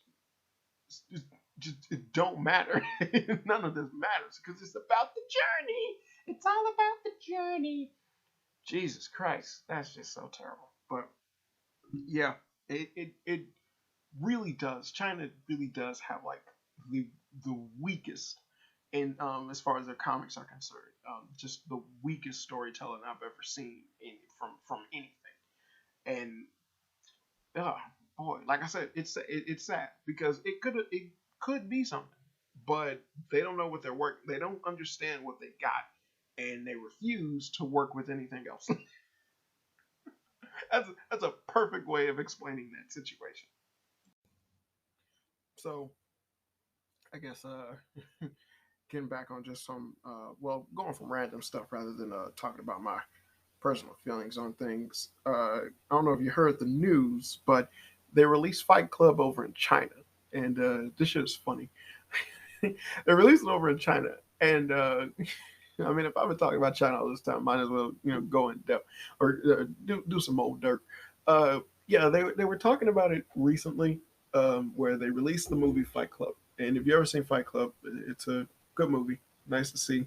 I remember when I was younger, I didn't want to watch it because the poster for the movie had a pink bar of soap on it, and it was just a bunch. And then like you look at like the DVD case or whatever back then of it, and it was like a bunch of dudes with their shirt off in like a basement or something like that. And I was like, I don't want to see this. This movie seems gay, so I want to see it. And come to find out, you know, it's an amazing movie. And but if anything, it was one of those things where I was like, I'm glad I didn't watch when I was younger because I wouldn't have understood a lot of what was going on, a lot of the subject matter that they talked about that really make that movie really good. So it is kind of like a win-win, but just I always feel bad when I think back on it. And I was like, yeah, I used to think this movie was gay. And I was like, pink soap, ew. And I was like, and it's like it sticks out like crazy. And I was like, I don't want to buy this. It's Fight Club, and I was like, man, this might have some gay undertones in it. I don't know. And it was like Brad Pitt with his shirt off. I was like, this isn't for me. This isn't for me. But after all these years since that movie's been out, they released it in China, and the hilariousness is the fact that they edited the ending of the movie. If if you like, that's just oh man, that's so fucking weird. That's crazy. But yeah, they actually changed the ending to where they basically had like a title crawl, not a title crawl, but basically some title bumps pop up that explain what happens at the end of the movie. And considering the fact that China is so China, I mean, I'm pretty sure I'm gonna get flagged on some site because I didn't set their name like I don't know how many times. It's like I guess it's line tandem with Winnie the Pooh. Oh no, I did it! But because they're the way that they are, with government and shit like that, and considering that Fight Club itself is an anarchist movie, um, they changed the ending to where at the end they basically have a bunch of words that state that Tyler was, someone called the cops. I believe it was like Tyler called the cops beforehand, and the police promptly went in and stopped the attacks. And they sent him to prison, and then he was arrested, and then he got out after a certain amount of time. The end. it. I mean, you couldn't paint more propaganda if you wanted, but it would have been better if the text itself was behind a Chinese flag, and at the end it was like happy time, good day, our nation number one, cops supreme, never go against the norm, never think outside the box. China is super super China. That's fucking stupid though, right? Like that's silly. That's silly as shit. Oh my god, like that is inherently crazy as as anyone could possibly try to make that out of something else. It's just that is just supreme. Oh my god, like this. No wonder we have so many people basically thirsting for other content outside of like a lot of these countries and shit like that. But it's like the propaganda stuff is just out of fucking control over there.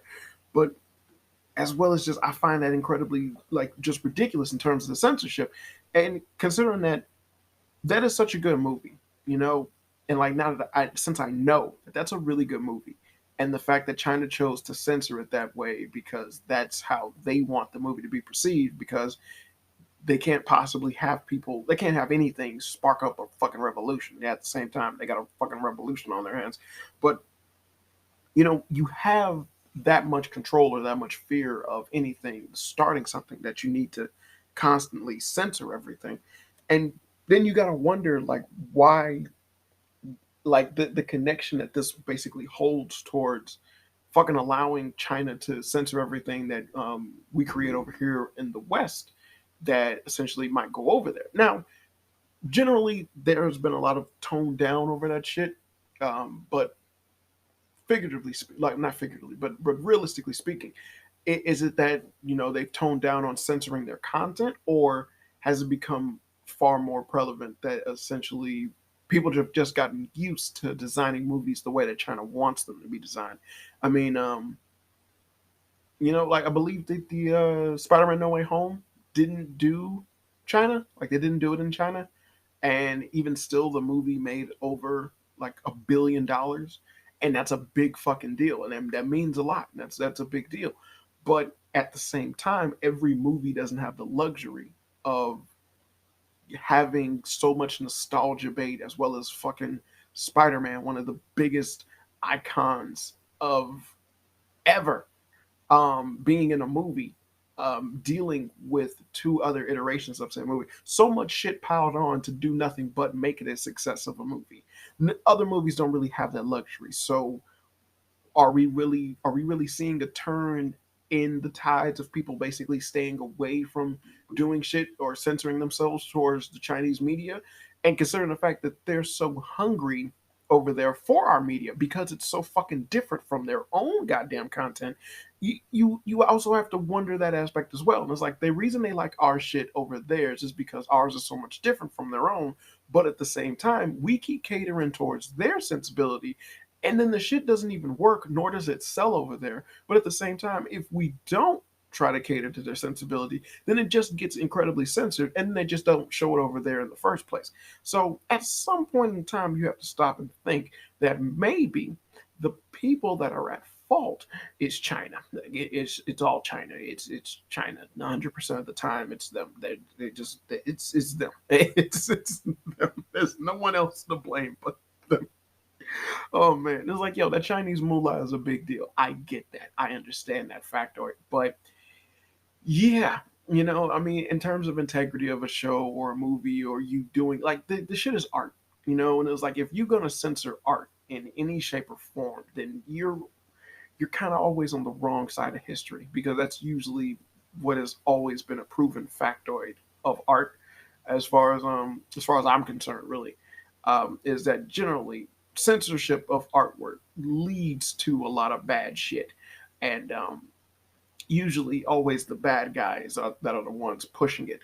Um, you know, so I I find that hilarious, especially in the wake of like so much shit that I know about like the Chinese culture and the media and things like that.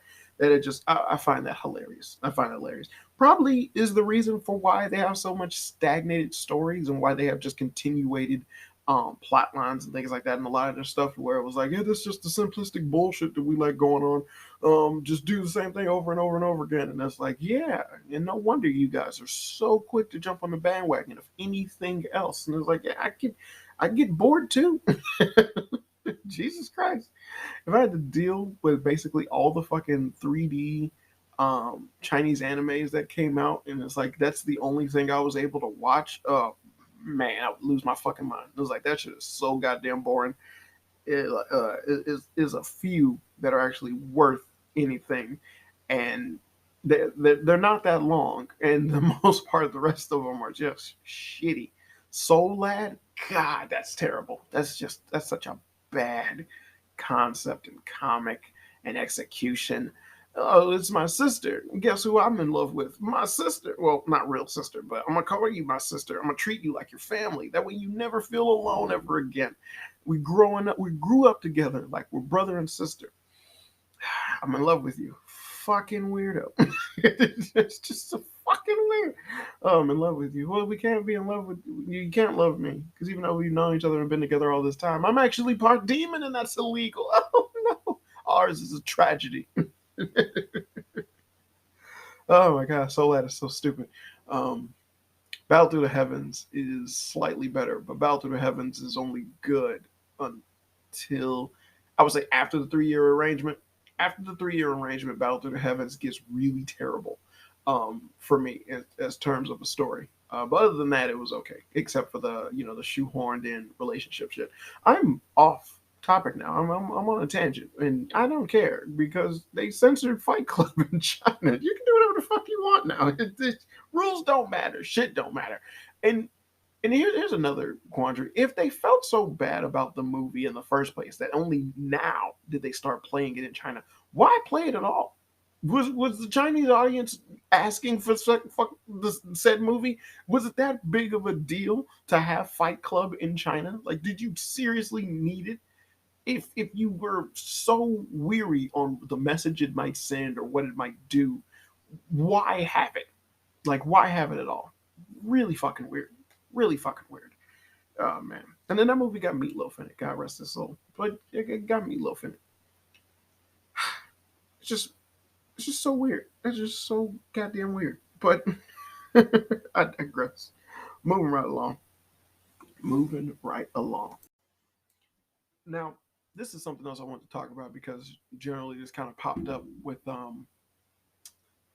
basically on a conversation with my good buddies and co-owners of a comic book carpet, which you can download anytime on Amazon. It's a pretty sweet deal. A lot of content, hilarious. Just look it up. You can check it out. Just carpet from by these guys. Is it on there? Or is it? It's these guys, but it should be these guys. Really cool, really dope comic. But when talking with them, basically I had a discussion about like in terms of ownership, just shooting the shit with your friends and whatnot. We started talking about ownership and things like that, and then basically, some certain subject matter came up that got me thinking about a topic that essentially has been a focal point and like a major issue with a lot of like comic book characters as of late within like the big publishers and whatnot. But essentially, it is something to think about, which is the concept of the original work exists.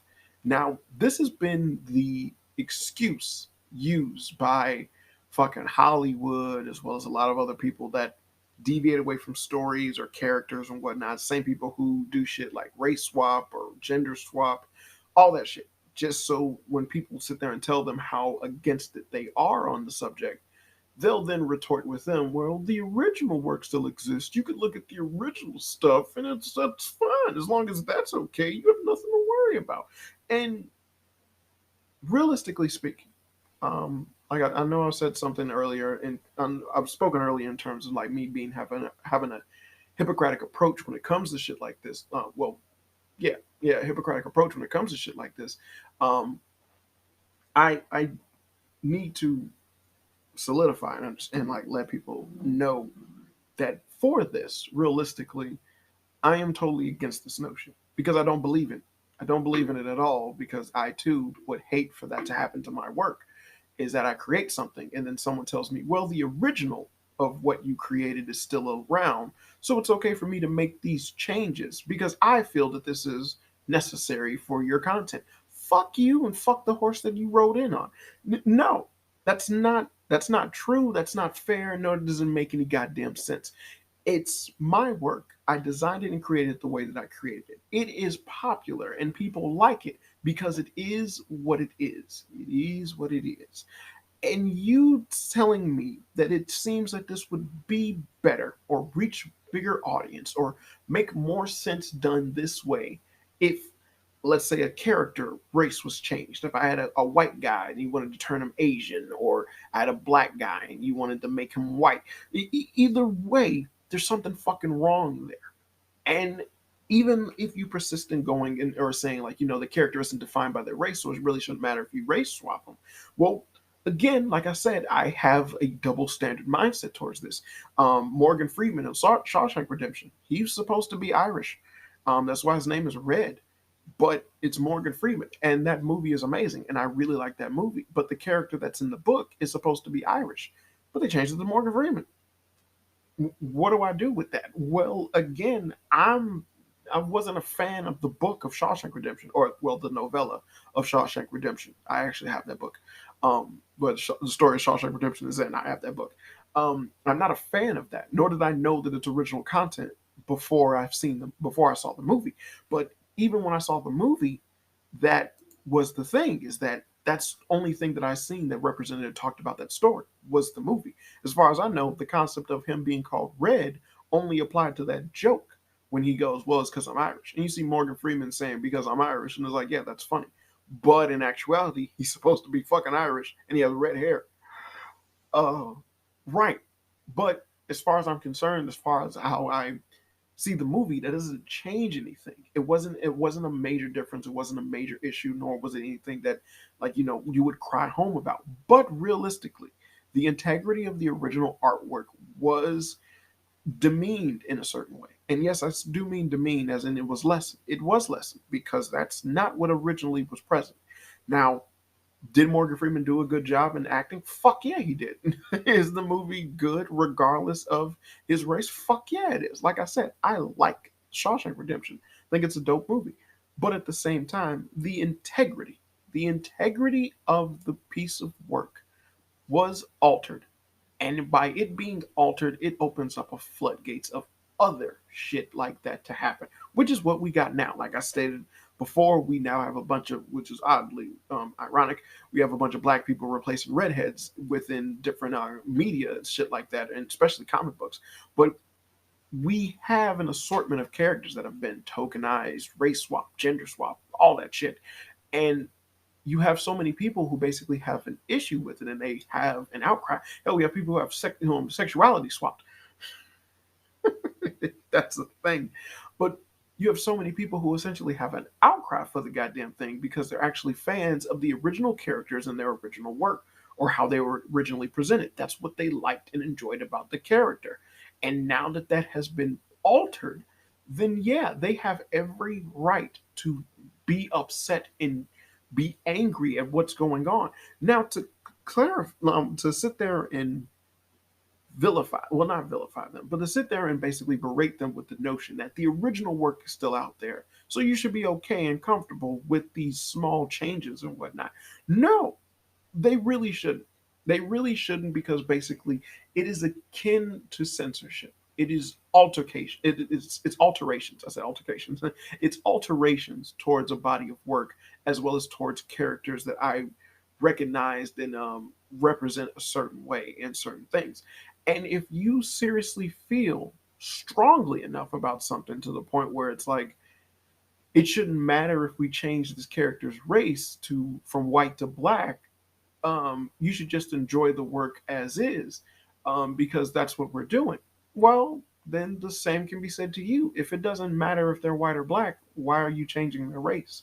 Well, we got, and it's like, and then from there, it'll just snowball into more and more excuses as to why they can make changes, but it just completely ignore all of your reasonings as to why it's okay to not make any changes. It's okay to keep all the main cast white. This was intended and written by someone who understood all the cast of characters would be white. That's fine. That's okay. That's what it was. That's Lord of the Rings. It's okay. And there's nothing wrong with that. But to sit there and try to just shoehorn in your own little weird concept because, yay, we got an agenda, or we got movements, or we need these people to have representation in this body of work and whatnot. Guess what, bitch? No. It's like plopping in a little black kid that played with Christopher Robin when he was with Winnie the Pooh. Why the fuck would you do that? That's not what happened. That's Christopher Robin's imaginary world and his imaginary friends. Winnie the Pooh himself is not someone that Christopher Robin interacted with all the time. A multitude of his adventures and whatnot was basically just shit Christopher Robin imagined happened to the goddamn bear.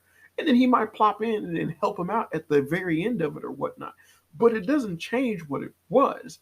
It's just the Hundred Acre Woods dealing with Christopher Robin's crazy ass imagination. The man imagined Tigger. That's one colorful character, if you ask me. But who wears short shorts? Christopher Robin wears short shorts. Christopher Robin. But it how how fucking annoyed would I have been if Christopher Robin was black, or they added in a black character or black fucking stuffed animal for him to play with. And it's like, that's not a thing. That's not him. You're altering this body of work in this art form that was done in the purest sense of the word just to fit what? An agenda? Why? For representation? The fuck? Make your own goddamn story about a Christopher Robin. You don't need to change the races Christopher Robin. Make your own goddamn story. You don't need to just go in and race swap Christopher Robin in order to make yourself feel good. You relate to Christopher Robin because of what Christopher Robin did with Winnie the Pooh. I'm getting tired of saying Christopher Robin, but you relate to the character because of what they can do and what they contribute to the story, not because of what fucking race they are. So why is it that you feel the need in order to do this shit, or to even try to justify it by saying the original body of work exists? Well, take a page out of that notion. If the original body of work exists and the original body of work has these characters as a certain way, then goddamn it, you need to leave those characters the fuck alone. That's what they're popular under the rights of them being the characters, not based off of their race. And if you hold true to that notion, then you should leave their race be, because everyone can relate to them. You don't fucking need to feel special about a character simply because he's the same skin color as you are. Hell, Miles Morales was never a thing when I was growing up, but I'd be damned if anyone could tell the younger me that Spider-Man wasn't the best superhero out there. Fuck out of here. I'll be damned if anyone can sit there and tell me that Batman wasn't just cool. I don't need him to be black in order for me to recognize or understand that factoid. I like the character because I like the character. The original work is what I like about him. That's what showcases the popularity and how it grew. Anything else is basically trying to cash in on that popularity, because you be damned if you make something on your own, or you basically don't have any justification or faith that you can make something on your own that could even contend with that goddamn thing. Could they have made a different god that could have powers or something like that? That would have been a female that basically would have been able to put Thor on her on his toes. Sure. Did they? No. They just made a female Thor because that's easier.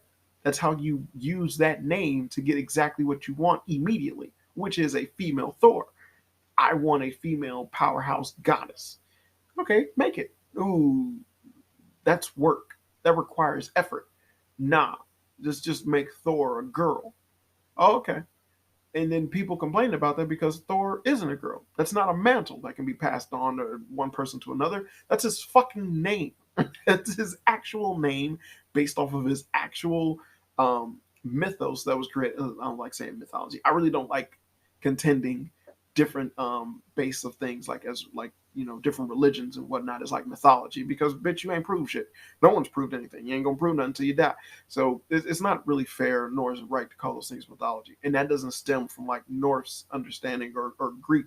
It really comes from me and liking the Egyptian lore behind their religion. And it's like, I don't feel that it's fair to sit there and go Egyptian mythology. Get the fuck out of it. Like the first time it ever hit me is when that was when the Greek stuff was stated towards me, because I really enjoy Greek stories. And I was like, yeah, nah, fuck that. That's not mythology. You haven't proved anything. Like once upon a time, that was the majority of the religion being worshipped on the planet. So how the fuck is it that now it ain't? Because you said so with your mortal self? Fuck out of here. So I don't really like calling those things mythology. But and it's like, in terms of that storytelling and whatnot. And it was like, oh no, like that's Thor is his name. Thor is who he is, the god of lightning and thunder. He has a hammer. Cool, that's his thing.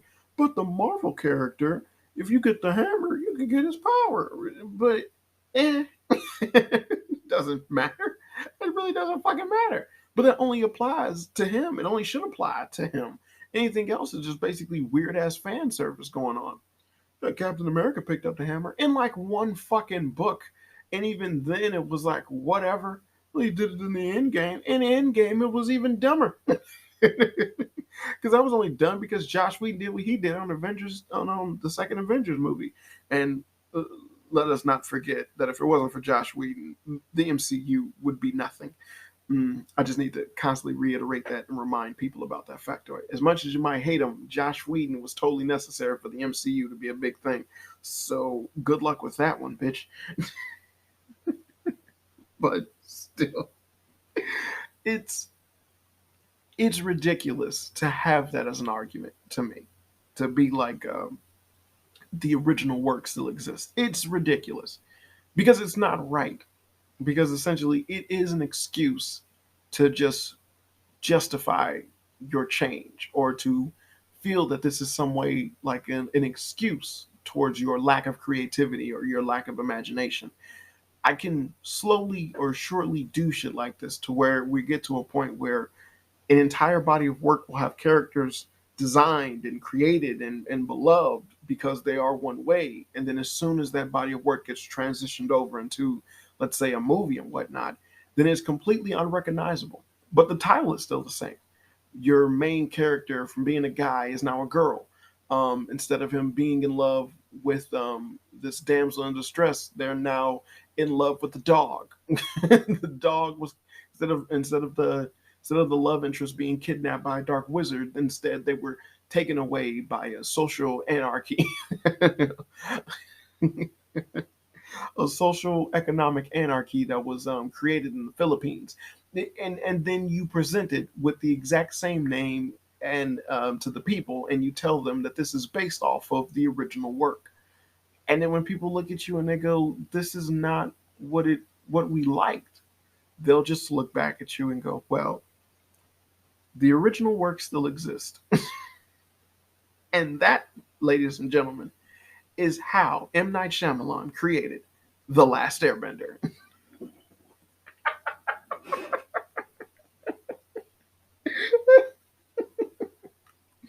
Oh, damn, that just hit me. But yes, that's exactly what that was. Oh, fuck. Oh, damn, that's terrible. But as you can see, it's something that I deeply will far more enforce now in terms of like the shit I work on, as well as like being competent in looking at other forms of art and whatnot. Like I said, it doesn't bother me to see that with Jim Gordon within the next Batman movie that's coming out, the Batman movie, and now like I said, I see that it's a double standard, but at the same time, it's not like I didn't notice it. It's not like it's something that I'm not still talking about. It's not like it's something, it won't ruin the movie. I know for a fact it won't ruin the movie for me, but I do know that Jim Gordon's white. and when I see my kids, and it's like, I'll tell them Jim Gordon is white. When anyone else asks me, like, hey, who was that supposed to be on the Batman? That was police commissioner. Well, supposed to be Jim Gordon, but motherfucker white. Why did they make him a black guy? I don't know. Probably for representation or something stupid like that. And then it will always be looked upon as having that, whether or not it be actually an amazingly great or good movie. It's like people will constantly refer back to that notion that, yeah, for some reason they made Jim Gordon white. It makes no goddamn sense. Plethora of other black people within Batman, but Jim Gordon needed to be black because that was a definite absolute thing going on. Could have made the mayor police captain before Gordon became commissioner, like they did on the Dark Knight, before Joker killed his ass. Some shit like that. And I was like, that could have been a black guy. But nah, Jim Gordon, major character, known for being white for all these years, always been white, always has been white. You're gonna make him black. the fuck? Like I said, it's not a deal breaker for me in the movies, but I'll be damned if I don't like act like I don't see it or don't notice it or it has no effect on me whatsoever. It does affect me because it affects everybody. It's changing the perception of those that are seeing things first. So like the new generation that's looking at Batman content, and it's like now they're looking at this shit and it's like, hey, who's that? Jim Gordon, the black guy. Then you look at anything else with Batman and it's like, that's Jim Gordon. I thought Jim Gordon was black. Oh, that was just for that one movie. Well, why isn't he black? I remember him black. That's how I grew up, was with him being black. Damn it, that's what I want, him to be black. And then you're gonna get bullshit. And then every comic leading after will basically have a black guy replacing this known white guy character, much like Nick Fury on with fucking Marvel. Ugh, Jesus Christ! I didn't even think about that. Yeah, that's exactly what happened. And now look what happened. But at least the original work exists. The fuck does that matter in the wake of progress? I don't know. I really just don't know. And getting into a last little bit of topic. The last thing I want to talk about finally. Um, it's it's been crazy in the gaming world. I know I've really been talking about gaming stuff in a long time, but uh, the Xbox by purchasing Activision Blizzard is a big fucking deal. It's a big fucking deal because there's so many goddamn layers attached to it. I would refer to anyone looking up. Uh, it's a YouTube creator by the name of It's a Gundam who did a fantastic video talking and showcasing and highlighting a lot of the bullshit that Activision Blizzard has been associated with over the years before this purchase. And realistically, it's one of those things where it's like you have a bunch of people who are game enthusiasts that gloss over a lot of shit in order to hype up stuff. They're doing exactly what Microsoft wants them to do because they do this shit all the time. But it's insanely idiotic because gamers basically boil down to like three makes of people. You have those who just play games and absorb the content, regardless of anything going on within history or whatnot. They don't give a fuck. They got their favorite games. They got the games that they play. That's it. The news about video games, the stories and things like that, they don't care. They just purchase consoles, play games. Fuck it. That's actually a majority of gamers. Like I would say, at least 70% of gamers function like that, and that's beautiful. It really is beautiful. The problem is that it leads to a lot of this dumb shit like microtransactions and whatnot because they don't understand or get on the bandwagon behind trying to protest or stop this shit from happening because they don't give a fuck. And I was like, that's the only negative of that. But truly, beautiful people. I love you guys. Then you got the people who basically are in tune with the news. These are the people who look up updates. They know people's names by heart. They know developers' names. They know studios. They know the names of studios and they know the CEO name of the said studio. They know shit like that. They look at the different showcases at E3 and whatnot. They know what E3 is. They care about games and they look upon and they look into game news. And so they keep up and they understand about all that shit. Whether or not they even functionally play games as much as that, like as much as they know information of, I fall into that category. But there's still people who basically keep up with the news, keep up with the information, and they try their damnedest to like spread the word about the shit that's going on and like have different perspectives of different things that's going on and being taught from different spectrums of the world because that grouping of gamers can be divided off into subsections of whatnot of like who knows what or who talks about what and things like that. Hey, you go on YouTube and you have people who review games, you find who you like and you stick with that person. That's my thing to you. And if anything, always watch a playthrough with no commentary. I swear to God, it makes all the difference. Watch a playthrough of a game before you buy it with no commentary. It truly does help. Like that's a professional excerpt for me. And it's like it speaks volumes because sometimes a commentator can make a game seem a hell of a lot more fun than it actually is. Especially if it's a game that you generally don't want to play, or it's like it's not your cup of tea and you're just trying to see if it's worth getting or something like that. Trailers do no justice. Watch a gameplay. You need to watch a gameplay, not a trailer. You need gameplay. But the third group of gamers, and then the second group, essentially, they make up about, like I said, if the other group was 70%, that group of gamers who basically just indulge and enjoy and like feed on the content, those people would make up about, I'd say like 10%, which is fucking crazy. It should be more, but they're not. It's 10%. Now, people know far more about games than ever before, sure, but we're still a minority, still a minority. Now, the third group of people, I would say, are the people who essentially um, indulge in games simply because of the fact that it's kind of like a hipster mentality. It's like it's a niche market, so they're only interested in the market because it hasn't been fully taken over by anything else. They're trying to take over it. So they're into games, they're into everything that's about games and all that stuff. And they know all the information. They play games and things like that. But essentially, they're damn near posers. They don't really care about video games. They play them. They don't care. They don't care at all. They have absolutely no love for your baby. They got no love for your baby. Say what? They got no love for your baby. Yeah, whatever. it, it's it's weird that these people exist, but these people basically now make up a lot of the gaming media, the journalists and shit like that.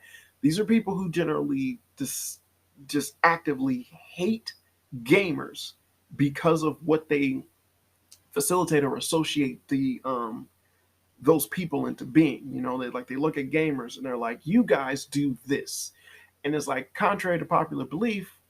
No, we don't. And it was like even if they did, it's only a few people who actually indulge in that, not the entirety of the gaming community. But as far as that other group of people is concerned, fuck that. Everybody is toxic. Everybody is crazy. Everybody is wrong. These people hate gamers and they use games to attack them. That's what they do. Um, and that's generally it. But they're so, I was about to say necessary, not necessary. They're so imbued into the culture that they have no other choice but to basically just, they're nothing but this concrete parasite that just will never go away. As long as games exist, they will find a way to use it to their own end. And it's fucked up, but that's just what it is.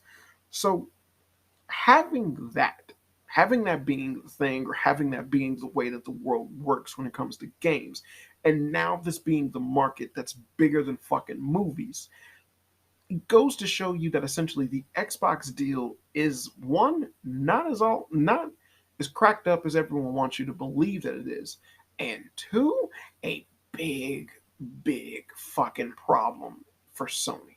Like a big problem. It's a big fucking problem. Why? Because I put it like this: Xbox is playing for keeps. They are not playing this shit for the short haul. They're playing it for the long haul. And that's where Sony is fucking up, because they're looking at this shit in terms of just, ooh, what's popular right now and what are we doing good? Let's capitalize on that and just keep doing it over and over and over again. Problem is, when the shit gets stale, which it will, what are you gonna do? Well, you had no plans for the future. You're only working in the now. And the thing is that Xbox is planning for the future. And motherfucker, you so stupid.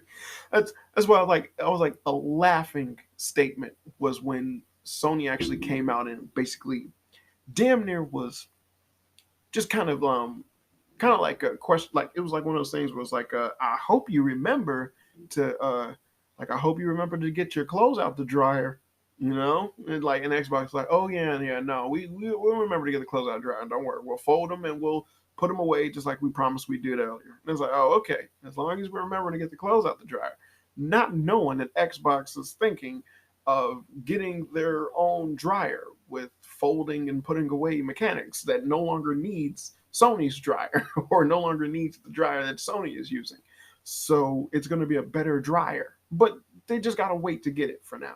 But for now, they still got to take their clothes out, and they're comfortable with that. They don't give a fuck, and that generally is the problem that Sony is facing right now. Is the fact that with Game Pass, which is a big fucking deal. That's is such a huge deal. It's ridiculous.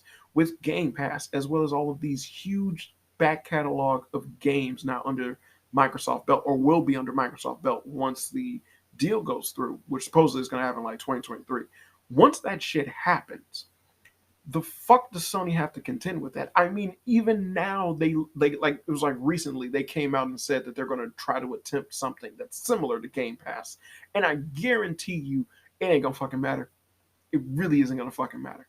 Um, Now, Microsoft can buy Sony 6 ways till Sunday. If you didn't know, they have more money than Sony makes. So, like, they can buy them 6 ways till Sunday if they want to. Microsoft can just buy the company of Sony in its entirety. So let alone its fucking gaming division. But to its credit, Sony has been making money. You know, um, now you would say, well, there's going to be an oversaturation of the market if Microsoft was to buy Sony or something like that. And it's like, you don't get it. They don't fucking care. They've manipulated and changed the laws regarding that aspect like so many goddamn times with other shit. How the fuck do you think Disney bought Fox?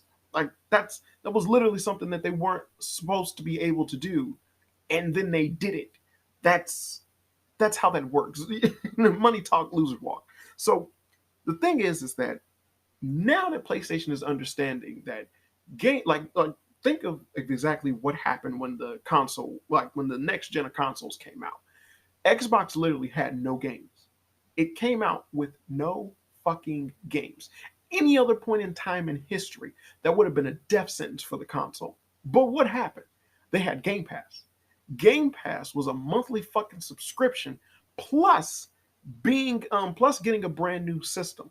You got a brand new system and you got this monthly fucking subscription to just play old games that realistically, if you don't already own them already, you could have played at any other point in time in history. So you didn't need to do the Game Pass. But now that you have the Game Pass, I mean, what if you never played those games before? Microsoft already got Rareware under their belt, so that's so many other fucking games and shit like that. And you know how much the retro and classic shit is just booming with motherfuckers, especially in the streaming world and whatnot.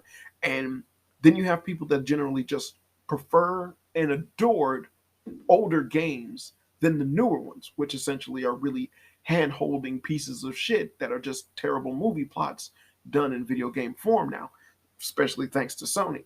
And you then open up a fucking floodgate of just so much content and so much enjoyment that you can get out of just old games that basically data amounts to nothing in the span of these 500 gigabyte games and powerhouses that we have as the consoles and shit. I said games, but the consoles and whatnot. And so it's understandable that even though the console launched with literally no games, it still had a bountiful amount of games to be played. And people were enjoying themselves. All those who bought an Xbox was totally enjoying themselves. It did not matter that they like had to wait a whole extra year to play Halo. That did not fucking matter. They still had shit that they could play and use the goddamn system for. And that should speak volumes towards Sony. But it didn't because they're stupid.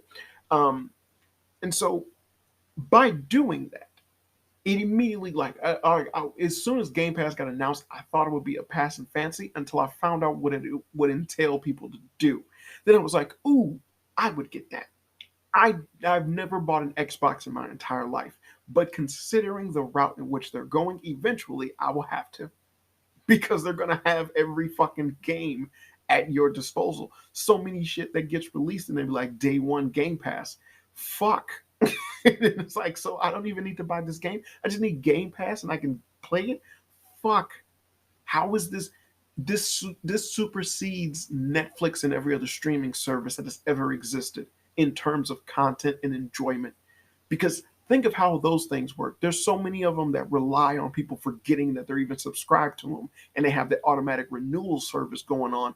But with video games, there's just so many things out there that just waste so much fucking time. And even if you don't get around to playing them, let's say like me for an example, like that basically barely has time to even play a fucking video game, if I would still have the Game Pass subscription, I would barely be able to play games. But even still, when I play games, it's taking up so much of my goddamn time just to do. And let alone, different games that basically still had online capabilities, or games that they would give online capabilities to once it gets a part of Game Pass and whatnot, which then just increases the fun like tenfold and whatnot, and so much time and game hours being pumped into games and shit like that. The shit is ingenious. And it was ingenious when it was first announced and it was first issued. But what was Sony's response to that? Well, you can download all your PS4 games on your PS5. The fuck does that mean? Like, what does it matter? And it's like, what? And it's like, oh, if you have PlayStation Plus, you can download all of these games. All of these games that you're allowing us to download are the PlayStation 4 games. Generally newer games that like recently came out on your previous system. It wouldn't make sense to be able to get these games for free now or even play them now when I literally just played them not too long ago. Now on the newer system, it doesn't amp up the graphics. It doesn't make this far more enjoyable game or anything like that. It's whatever. And considering the fact that no matter what, once games basically come out on the PlayStation, you give them what, 1 to 2 years, depending on how popular it is, and then eventually PC will get it, which is basically all Microsoft does is PC shit. So again, it begs the question, that exclusivity bullshit that you got going on, which is basically the cornerstone of your popularity and your basically your intrigue right now when it comes to gamers, is kind of going out the window. You don't have that anymore because you never had that. That exclusivity shit only applied for the short amount of time in which you keep a game exclusive, and then eventually the shit gets ported to Nintendo anyway. So it doesn't fucking matter. You get it on the PC and Nintendo, and then eventually the shit's gonna be on Game Pass. So what the fuck do you have? What do you have? I've stated before, PlayStation has such a huge backlog of fucking PS2 games that they just do not utilize. And it would have been so amazing if you were to have made the PS5 or the PS4 backwards compatible with a PlayStation 2. That would have opened up so many fucking doors for you assholes in terms of people being interested in your games or even keeping your consoles alive because of the backward compatibility, which was one of the major functions that factored in your consoles being interesting in the first fucking place. When the PS3 came out for the after the PS2, it wouldn't make that much sense for you to be able to play PlayStation 2 games on the PS3, but you were capable of playing PlayStation 1 games on the PS3. And then you had your memory card in your PS3, no longer needing a hard memory card to save the data from your games. A cool and awesome feature that a lot of people appreciated. And considering the fact that 3 came and like 2 was still around and still playable, and a lot of people still had okay with those consoles, it was all right that it couldn't play PlayStation 2 games. But when the 4 came out and you did not have that, that was just such a big, giant fucking missed opportunity of stupid. PlayStation 2 was one of the biggest fucking deals in terms of a console ever. People love the goddamn games that came out on PlayStation 2, and being able to have a backwards compatible notion with that game would have been phenomenal. And so then, for as much as people keep screaming at you assholes for backwards compatibility, when you know they're speaking on the PlayStation 2 games, which people have more of than any other version of your console, realistically, um, you know everyone's screaming at you for the PlayStation 2 games backwards compatibility. And then you release your brand new console and you go backwards compatibility. But for the 4. And it's like, bitch, what? You're fucking stupid. You taking a piss. You, no shit, this should be backwards compatible with the 4. But again, people want to play PlayStation 2 games. Hell, I was fiending, you hear me? Fiending to play Ace Combat 5. I love that game. I love that game to death. Fiending to play that game. Couldn't play it because my PlayStation 2 was busted. It wouldn't run the disc, and it made me generally sad. And I just really wanted to play the game. Disc is fine, but the PlayStation 2 wouldn't run it because it's so goddamn old. Um, they don't make new ones. I was generally considering buying a refurbished one for Amazon, but there's a plethora of problems that come with that, as well as just so much other bullshit. So what did I do? I literally bought the tools to open up a PlayStation 2 completely. I bought those tools and I cleaned that shit perfectly. Like, I cleaned everything, still didn't work. Then I looked up exactly how to fix a lot of the common problems that happen. And there's like a plastic piece in there that gets warped over time. There's a bunch of gunk that can get built up in a lot of the and like some of the areas where the disc is moving or the disc reader is actually functioning. And I just cleaned all that shit. I put new oil in the damn thing. I did a whole bunch of shit in order to get my game to work. I bought new cords. I had to buy a brand new fucking controller in order for me to run this shit. And I got it to work. I got it to work, and I was able to play Ace Combat 5. And I was having fun. I was having fun, played my game, and then I put it up.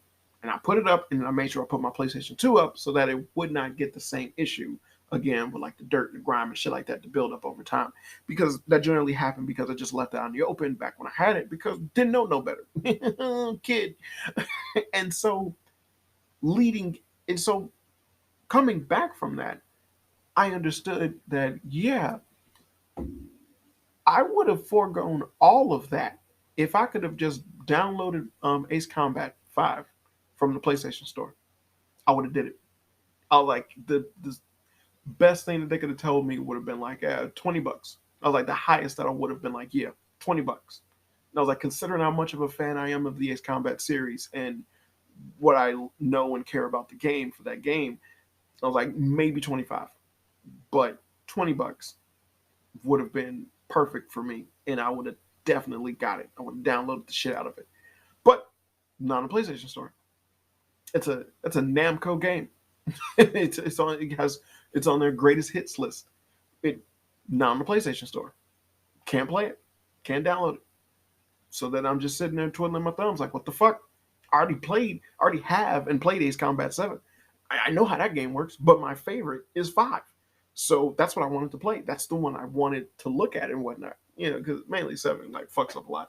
But I wanted to play 5. But I couldn't play 5.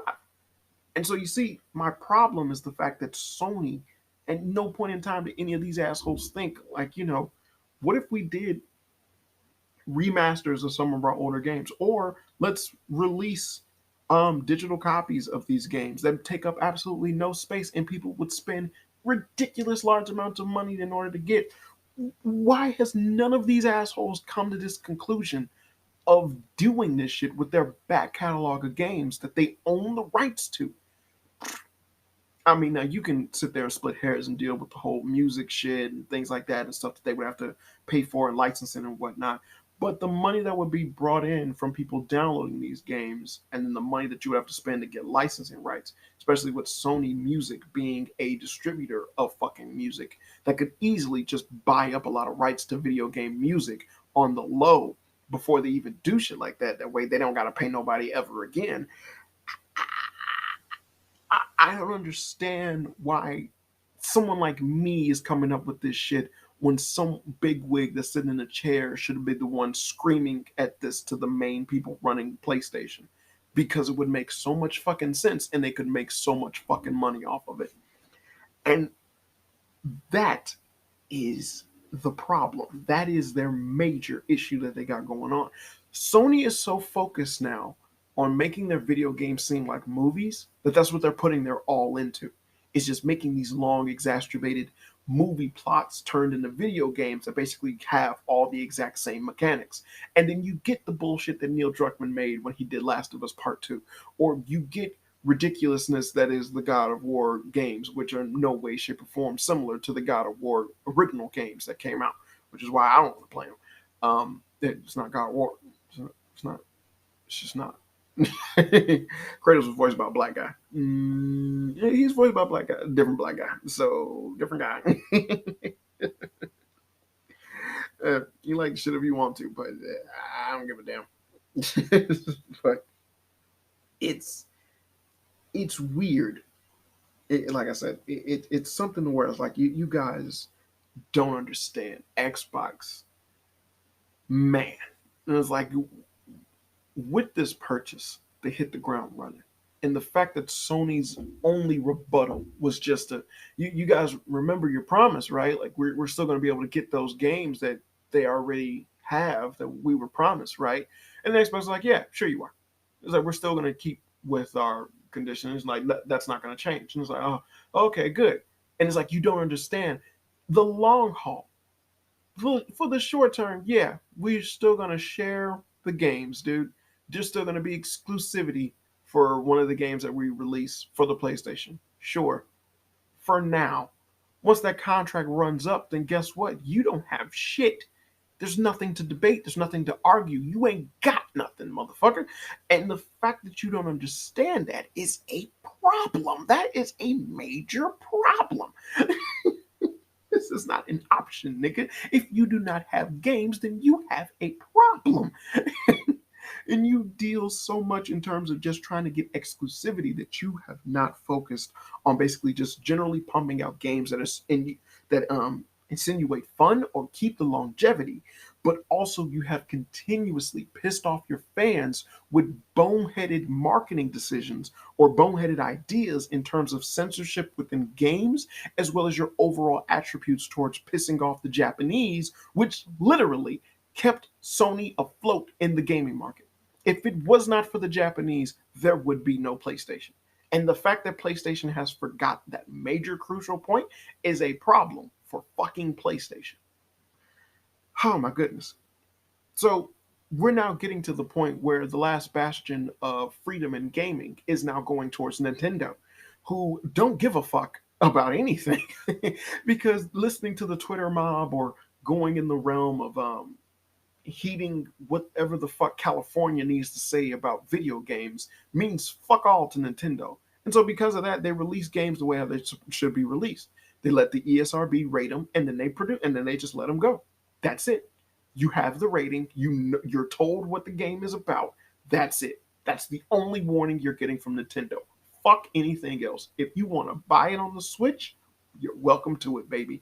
And it just opens up the doors more for just getting a fucking Switch, which also has a goddamn platform that allows you to download some of their older games, which they never have to worry about because they own all their shit. So they don't have to worry about exclusivity deals. All their shit is exclusive to them. And then they still get your shit ported anyway. Fuck. Do you not understand that you guys right now, in the long haul, you're going to lose the video game war?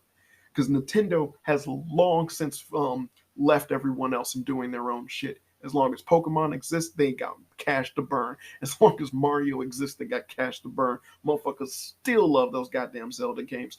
They have nothing to worry about in terms of keeping themselves alive. But PlayStation has everything to fucking worry about. You guys are dealing with exclusivity. You're letting a bunch of people make video games that general people who play video games do not like. And then you're constantly doing bonehead decisions that essentially is alienating your original audience and your fan base from actually indulging in the shit that you're trying to create because you're not creating shit that they like. This is annoying because yeah, you can insinuate that I'm a Sony pony. Yeah, I like Sony. I like PlayStation. I've only owned PlayStation. I've played Xbox. I've played Nintendo stuff. I've owned Nintendo stuff. But console wise, I've only had Xbox. My little brother had a Wii. And Tales of Symphonia all day long, baby. And I got, oh shit, yeah, I got a GameCube. Yeah, I have a GameCube, which was given to me because my little brother's he got a new one. Like he got a new GameCube and he gave me his old GameCube. And I was like, fuck yeah, Tales of Symphonia. Because I have Tales of Symphonia. God, that game is amazing. But it's like it's ridiculous. It's ridiculous to see this happen to a console that essentially shaped me being a gamer. That's what I grew up on was PlayStation. And it was always there as a major thing. But realistically, the route that it's going, I can see it going the way of Sega because that's the same thing that happened before PlayStation. Bad Boy on the Sega Genesis. And I don't know if you know of the tragedy that is the Dreamcast, but there is such a tragedy called the tragedy that is the Dreamcast. And it can happen to PlayStation at any point in time if they don't get their shit together. Now, I'm not saying they need to go out and buy a big ass publisher and get a whole bunch of games, but I am saying they need to fucking straighten up and fly right. Start catering more towards the Japanese market, which basically enjoyed PlayStation's freedom into having all of their weird ass games for content, allowing more shit to be downloaded rather than waiting for remasters or whatnot. But just letting your audience enjoy the content that you already have is all that I'm asking. And that's one of the best things that you could do as a step forward to ensuring your longevity. But what the fuck would I know? I'm just a fan. So, oh man, I'm gonna end it here. Um, Definitely check out more of my stuff. You go to anchor.fm for whenever I upload. I'll upload every Friday, 7 p.m. Eastern Central Time, Eastern Time, whatever. But I upload Friday every Friday at 7 p.m.